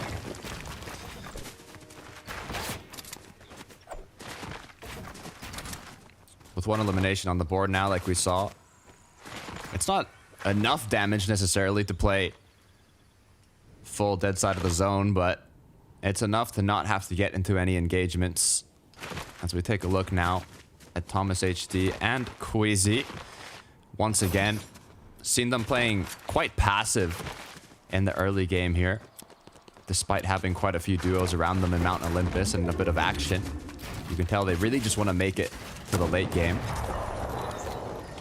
Uh-oh. Well, that was looking dangerous for a second. Lunex just drops in the wrong time. Probably trying to play hero with his teammate already going down, but Andalex and Sato, they take him down, and this is a big bounce back. Going down off spawn in game 1, choosing not to fight and disengage in game 2. They're adapting with everything that is being thrown at them at this stage in the game. And now that they got the bunker, going from looking weak, looking from a team that has some weaknesses as well, to probably looking strong again. I'm trying to think, Jacob, who do I want here? Who am I feeling is going to take that last VR? So many potential names. Merstash, Malabuka, Thomas Queasy, Pink Vico. You got any names in mind? Pink, Vico, Malabuka, Merstash. I think they would be my top 2 favorites, but with how well they've been playing, it kind of slips through their fingers at the tail end. So I would actually like to see a duo achieve their first FNCS Grand Finals. Ooh, There's a couple of them in this lobby, but that's who I'm rooting for. That's true. Let us know in the chat who you're feeling for this last match of day 2. It's going to secure that last ticket to the Grand Finals of FNCS for EU here. Chicho Trulex once again continuing their Storm Surge strategy. No Bush Bombs, though. It seems like they have changed up the position a little bit here, so you can see it's interesting. They are playing at a drop spot that's quite centered on the map, but when zone pulls far, they have those options for other ridges that they can build their Storm Surge base on. But you always want to build it for somewhere you can kind of replenish the materials you use. So if you used brick, you want to build it by a place that's got buildings, or at least a lot of those big rocks that you can refarm. You can see here, it could have just been from the build fight. If they did secure those eliminations, there could be extra materials. So making good use of that. Oh, wow. Same reaction. That was scary. You don't expect somebody to get beamed like that on top of one of these towers, especially since you can kind of peek through the cones. There's a lot of information you can gather without really risking anything, but they just kind of get just tagged up with an instant. And now that Rift Island appears, one thing I wanted to say is Trulex and Chicho, contrary to some of the other games, they're built up so close to this Rift Island, so there's going to be a lot of potential shots now that they're on the same level playing field, plus the teams that are boxed up down below that Rift Island that we know like to use those rifts to rotate into the next zone. Train driving right through, too. A lot of momentum here around with the Rift Island. Players up top. Train below. Kurama. You can see, actually, what a position for Trulex and Chicho. Kind of fortunately enough, the Rift Island appeared right by their Surge base, so now they kind of just have free pickings, taking shots at all the players there, especially when the rotates come through later on. There should be a lot of opportunity. Moneymaker for 9 with 46 points. They are on the lower end of the leaderboard here, so currently in lower bracket range for day 3. If they're unable to get a big match here, pressure is on their shoulders. Are they strong enough to stay tall? As they're going to choose to make their way towards the Rift Island. For 9, though, I don't know if that was on purpose. Might have missed his drop there a little bit, but you can slip every now and then. It's fine. Just don't fall all the way. Yeah, luckily he was still kind of gliding down. And one thing about Moneymaker and Fnayan, though, is because of their points, they're almost forced into a win scenario just to make upper bracket as well. Like a second place, a third place. They are like 40 points down of where the bubble is at, and then you got to add on the points that teams are going to make it for this game. So if you're a fan of Moneymaker, if you're a fan of Manayan, look for them to have a big game here to try to keep their upper bracket or even their FNCS for the grand finals alive. And with how crowded it is on top of Rift Island, you know they position just on the edge, so that's going to really bolster their Storm Surge, which is huge, which is very, very needed for them to continue to make it to these end games. Luckily enough for Thomas HD and Queasy, the zone has pulled towards them. How they've been getting damage, I'm not sure.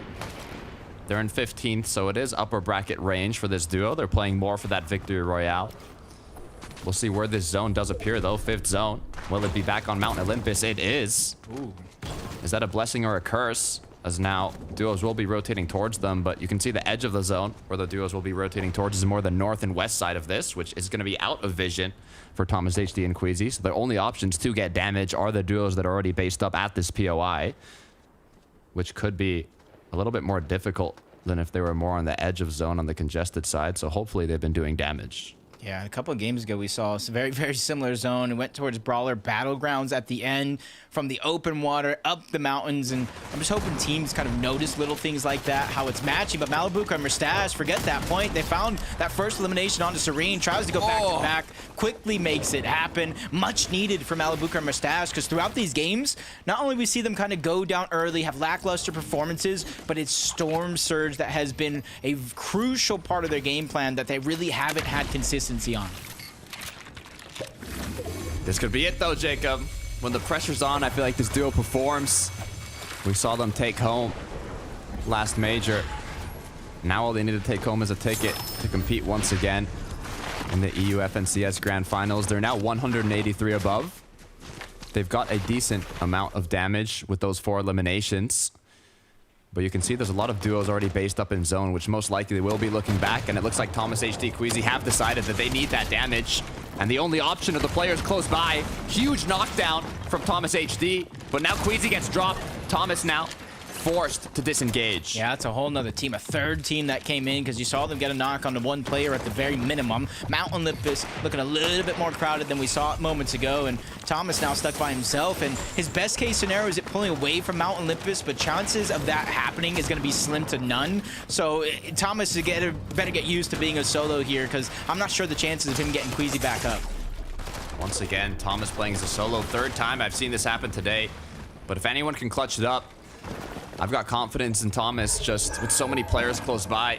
Even if he takes out one duo, there's another one just waiting for them. They've even pulled the zone once again, but now they're going to be on the congested side. Ideal situation would be have enough damage and now go to the east side of the zone early before the duos start rotating in. But having his duo gone down, he does have a good amount of mats. I mean, he could just play for the zone here. You know, there might also be a launch pad just outside of Mount Olympus that we see Pink and Vico use a lot that might be in the zone or not too far off where the zone actually is at. 252 damage above the threshold.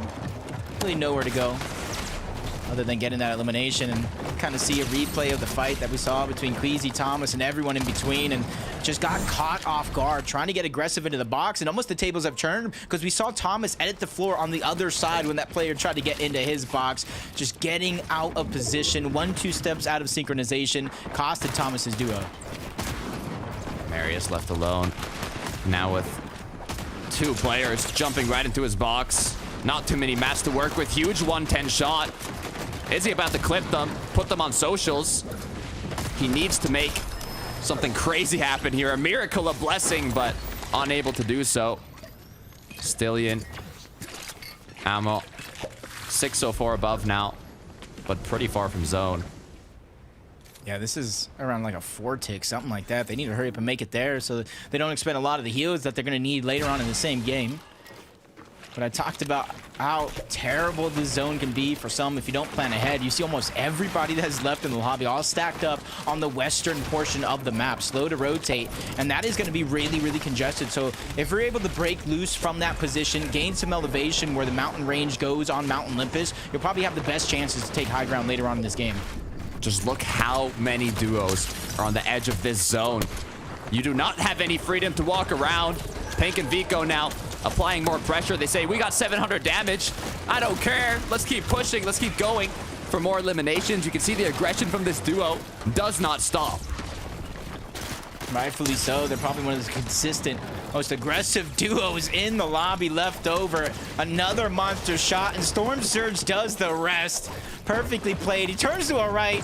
Pink finishes his fight as well. It's raining loot. And they're going to get it all to themselves, and you can kind of see changing out that DMR, getting ready for the close range battle. They have a rotation and distance to cover, but with those 2 quick eliminations and all that loot, they are definitely set up and ready to go. Flowberry Fizz getting popped here. Fizzing each other up, getting ready for this 7th zone that will start closing in just 7 seconds.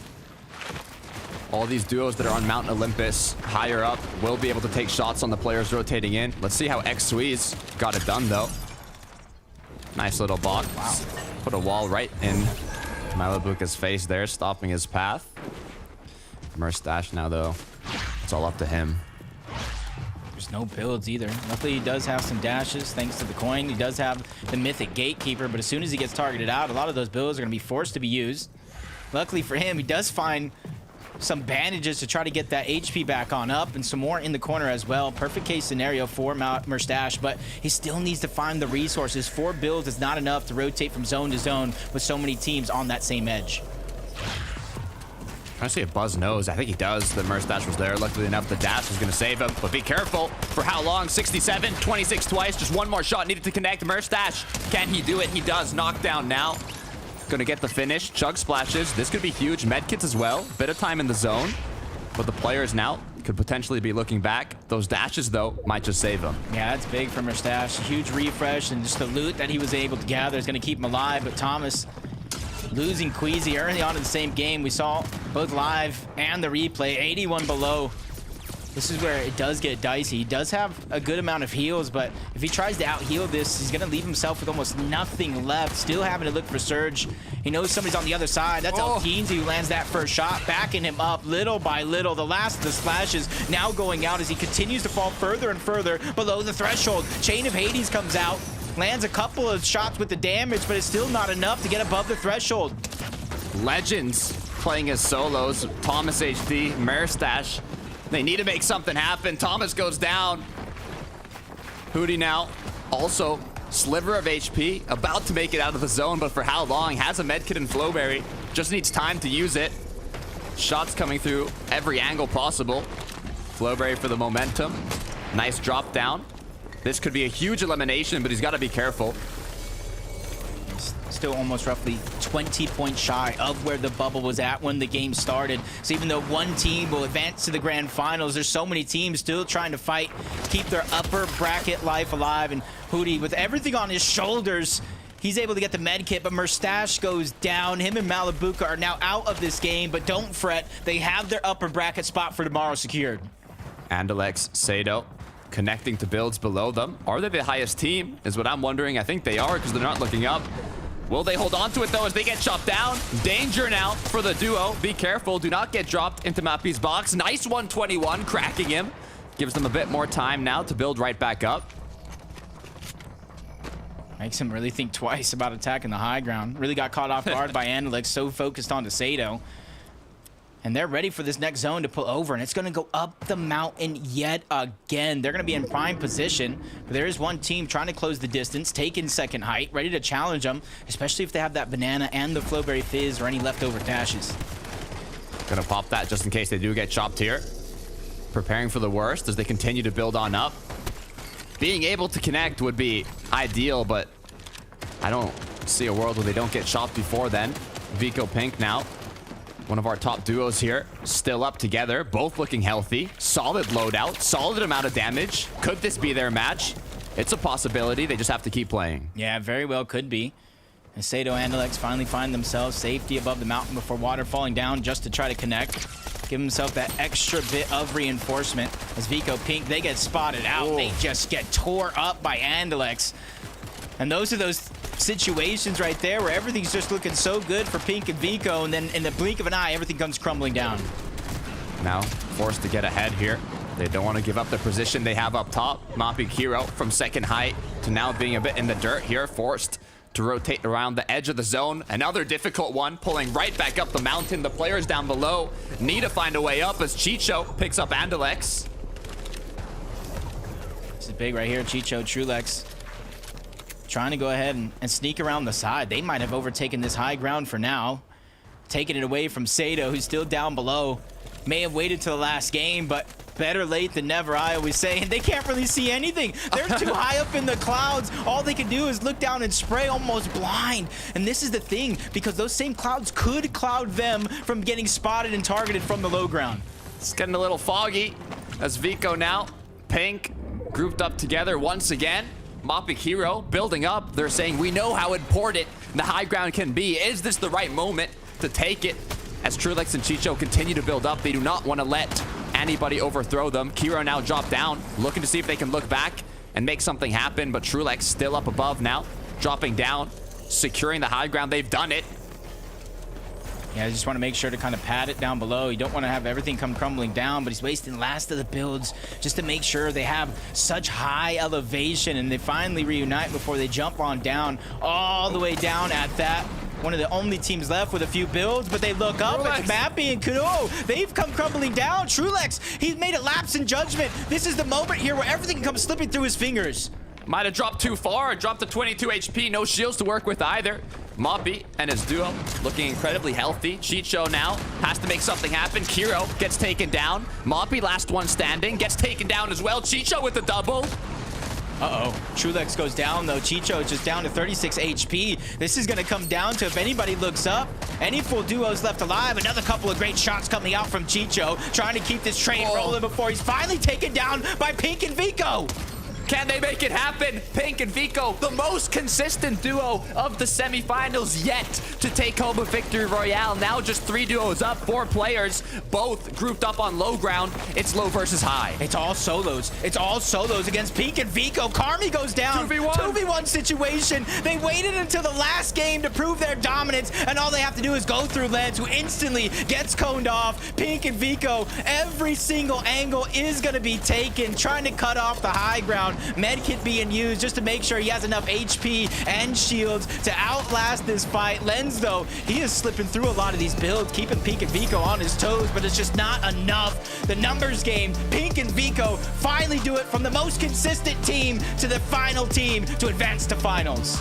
They have done it. The smile on my face from low ground every single match. And the funny thing is, once again, from low ground, they finally have broken the high ground curse of semifinals and gotten that victory royale and their ticket to the grand finals. Just well played through and through. Each and every game, we saw them get farther and farther into these end games. It was realistically only a matter of time. Even the late medkit there dropped to 4 HP. Because if he's able to get that shot without the medkit, this is a 1v1. This would have came down to a 1v1, which Lens could have had a chance to take it. But all the hopes, all the dreams, everything gets shut down as Pink and Vico advance to yet another EU FNCS Grand Finals. Things you love to see. That was #1 on the list. Check it off now. All they've got to do is perform just as well in the grand finals. I'm not gonna lie, I was kind of thinking they were gonna do it through consistency, but they got it with the VR. That's it for me and Jacob today. We'll be back tomorrow, but we still have to break down the matches. So Frankie Levin Mini, what do you got for us? Thank you very much, guys. And you know what? Pink and Vico, surely they would have qualified for the grand finals next weekend, regardless of whether they got a victory royale or not. But it just feels so sweet to see them do it in the last game of the night, Mini Minor, especially as they did it from the low ground. Yeah, they did. I mean, we spoke about it at the beginning of the show. What can they do to get the win? I said they might just take height. Levin said, you know what, they can do it from low, and Levin was right there in the end. I think Pink's a smart guy. He's just content farming. You know, he's just content farming. He's leaving it to the last minute. He's streaming all the games. He wants to qual at the end and really make the tension going a bit crazy for them. But I think it was a nicely played game, and it just showed us exactly what we can expect from this team in Grants. Yeah, absolutely. I mean, we were watching mostly Vico's POV, but Pink was one, you know, getting the frags as well, man. He had a bunch of them towards the end. I think he ended with, what, 7 in the end? So both of these guys sharing the load. And I think the great thing about this team is that as much as they've shown that they can be consistent, they've shown that, you know, they can win a game now, this weekend was a test for them. This weekend was an opportunity to practice. There's not been many high-level set lobby formats for them to practice in. And so this, I'm confident that this practice will be very, very useful for them going into next weekend, the grand finals, because this is a team that I think many of us as fans of these guys just want to see them win an FNCS, right? I think they are talented enough to do so. And so hopefully we can see that come to fruition. Definitely, that consistency is going to come in handy next weekend during the finals. Let's take a look at the other 4 Victory Royale winners from today who booked their spot in the grand finals and subsequently will not be playing in tomorrow's action.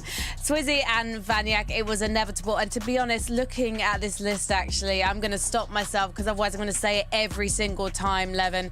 These are big name duos and the lobby tomorrow is potentially going to be wide open. No, absolutely. I mean, you look at a lot of the players who did well, it's the kind of players we expected to win games. I think it's been relatively predictable, right, Mini? Like, Tayson and Veno, Vico and Pink were 2 teams I think most people thought were going to pick up a game, maybe on day 1, but they did it in day 2, same as what they did actually in Major 1, right, a couple months ago. Yep. Chapentini was a team many people predicted to get a win because they've been one of the few dominant winning teams from height so far this season. Swizzy and Vanyak, another one in that category probably with Chapentini. And then Janice and Flix, a lot of people thought would win as well because they're just Janice and Flix. Like, this was very predictable is what I'm trying to get at here. Very, very predictable. Yeah, I think these are names that other teams and other players that are playing tomorrow will be sort of happy that are in the grand finals already. It's like, right, we don't have to come up against these guys. It's not going to come up against them tomorrow. So I think a lot of people will be happy with that. Queasy and Thomas not quite making it through there with a victory either. That was a team that we highlighted at the beginning of the show as a team that could sneak through, but I'm not too sure that they'll be out of it yet. I think we have more to see from those guys tomorrow. Yeah, they certainly did enough to make it into the upper bracket, so we'll see them competing again. And we're going to have an interview now, though, from someone we're not going to see competing tomorrow because he got a flipping Victory Royale right at the start of the show, or at least our second game of the day. It is the wonderful Veno joining us. Let's bring him up on screen. Oh. Hey. Hello. I nearly leaned forward then because I was just like, I didn't recognise you under that massive hood. Veno, how are you doing? I'm all right. I'm happy I've qualified. I'm missing out on practice, though. You're missing out on practice, but I think there's quite a number of players who are relieved you will not be practicing against them. Tell me, how have you and Tayson found the pace of Major number 2 compared to Major number 1? I mean, it's a lot more fast-paced. It's harder to keep your materials up, and like Surge is a lot higher, especially because of these DMRs. I think Surge, how would you say? Surge dominates your game more than ever. Surge matters more than ever. So the people who know how to do that perfectly are the ones who are going to strive. They can be setters of the game. 100%, 100%. Look, Veno, bro, man, the streets been talking. The streets have been talking. They've been saying some crazy things about you and Tayson. Look, the last 3 FNCS events, no qual, globals didn't go quite too well. 15th last season, 15th for Tayson in the last 3 as well. They're saying you guys are getting phased out. They're saying you're dusted. What do you have to say to the doubters, to the haters? How are you proving them wrong this season? What is the response going to be? And the first thing to say is phased out by who? The people who are dominant in the game have been dominant for the last 2 years, and none of that is going to change unless you lose motivation, and I haven't lost any of that. The only thing I can say is that it's harder than ever before. It's harder than ever before because everyone is so good and people are getting better and better as the years progress, but the people who have been playing this game since 2018 are still the ones who are going to be on top, and you can never count me out. Okay. Counting you out. I love that. I love that. Now, of course, you're going into your 11th FNCS Grand Final now next weekend. Talk to us about what the prep's going to look like. How are you going to be using the days in between now and Grands to really form those strategies? And of course, as you mentioned, the Surge is so important this season. Is there anything you got under wraps that you can play out for us in Grands? I think like a big thing is that we're not ready for Grands yet. I don't think 99% of teams aren't ready yet. Because a lot of teams haven't experienced the grand finals, and like I said, things are getting harder and harder and harder. You have to be like coming up with new strats every day, strat for every game. You can't just have one game plan, because you can have a game plan for day 1, day 2 can be completely different. So the next few days / like week, I'm going to be playing some scrims. I want to practice our mid game to improve that because, like I said, Surge is king. And if you have a perfect mid game, it's impossible to not do well in end game. Well, Benno, thank you so much for chatting to us. I heard that you're going to be making an announcement. We were checking out your Twitter. Can you tell us anything about that? I'm going to be announcing my new org on my stream very, very soon, straight after this interview. I'm very happy to join them and represent them for this grand finals. I'm happy it could all get done so quickly. I'm just very happy, especially because I'm joining with such prestigious players. I'm very happy about it. Oh la la. Where can we watch that stream? Twitch.tv/VennoFN, and you can check my Twitter out, twitter.com/VennoFN. Fantastic. It's like you've done these interviews before. Benno, congratulations on qualifying for the grand finals next weekend. We'll see you there. Thank you so much. Abiento. Well, you heard the man. You're going to have to open up a new tab and head over to Venno's stream to go and check out his big announcement, because you've got a little bit of a break actually before the North American action. So I think that's probably a worthwhile way to spend your time. Hang out with Venno and then come back and hang out with Zeke and the gang as they talk all things North American. Let's look at the standings though from Europe, as we want to see who has managed to hold on to their position in the upper bracket. Remember, the top 5, they've already claimed their spot, so you're actually looking at the top 30 here. And it's going to be so interesting. I already mentioned earlier, boys, the lobby tomorrow is going to be wide open. I mean, obviously, Trulex and Chicho. We're going to have Queasy and Thomas, hopefully, as well, keeping things really interesting. Merstash and Malabuka, I feel like maybe they had a bit of a drop-off in performance towards the end of the lobby tonight, Levin. Yeah, things sort of just have been a bit awry for them in general. I think the key thing for them is that tomorrow, with a 3-game format, you only need 1 or 2 decent games and you should be able to squeeze your way through. Yeah, definitely. There you can. And Venno right there, I just want to highlight something that he said. He mentioned about Surge, right? How important Surge is in this particular season. We saw that be a factor for Mustache and Malabuka today. They were always below Surge, it seemed like. They didn't have those strategies that he was talking about on lock. So hopefully for them, they'll be able to fix that tomorrow. Another team, of course, Queasy and Thomas as well, that are up there. Just about snuck their way into tomorrow's upper bracket as well. So they're another team that we're going to be keeping our eyes on tomorrow, sure. Well, hopefully they won't have a slow start. They will be able to go full pace from the beginning. Tell me why the ooh.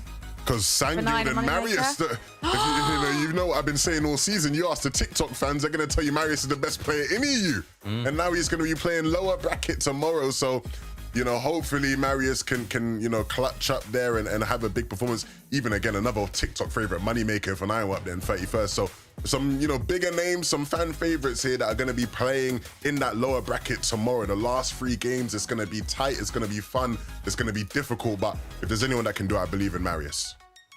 Do you believe in Marius, Mini?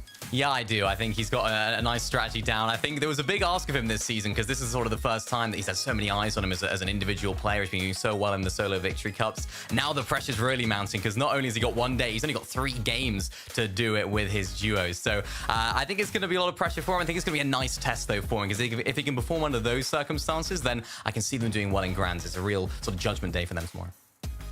It's going to be so spicy tomorrow, and I just can't wait for us to bring you guys at home all the action. So we'll say ta-ta for now. See you tomorrow, and Fortnite gods.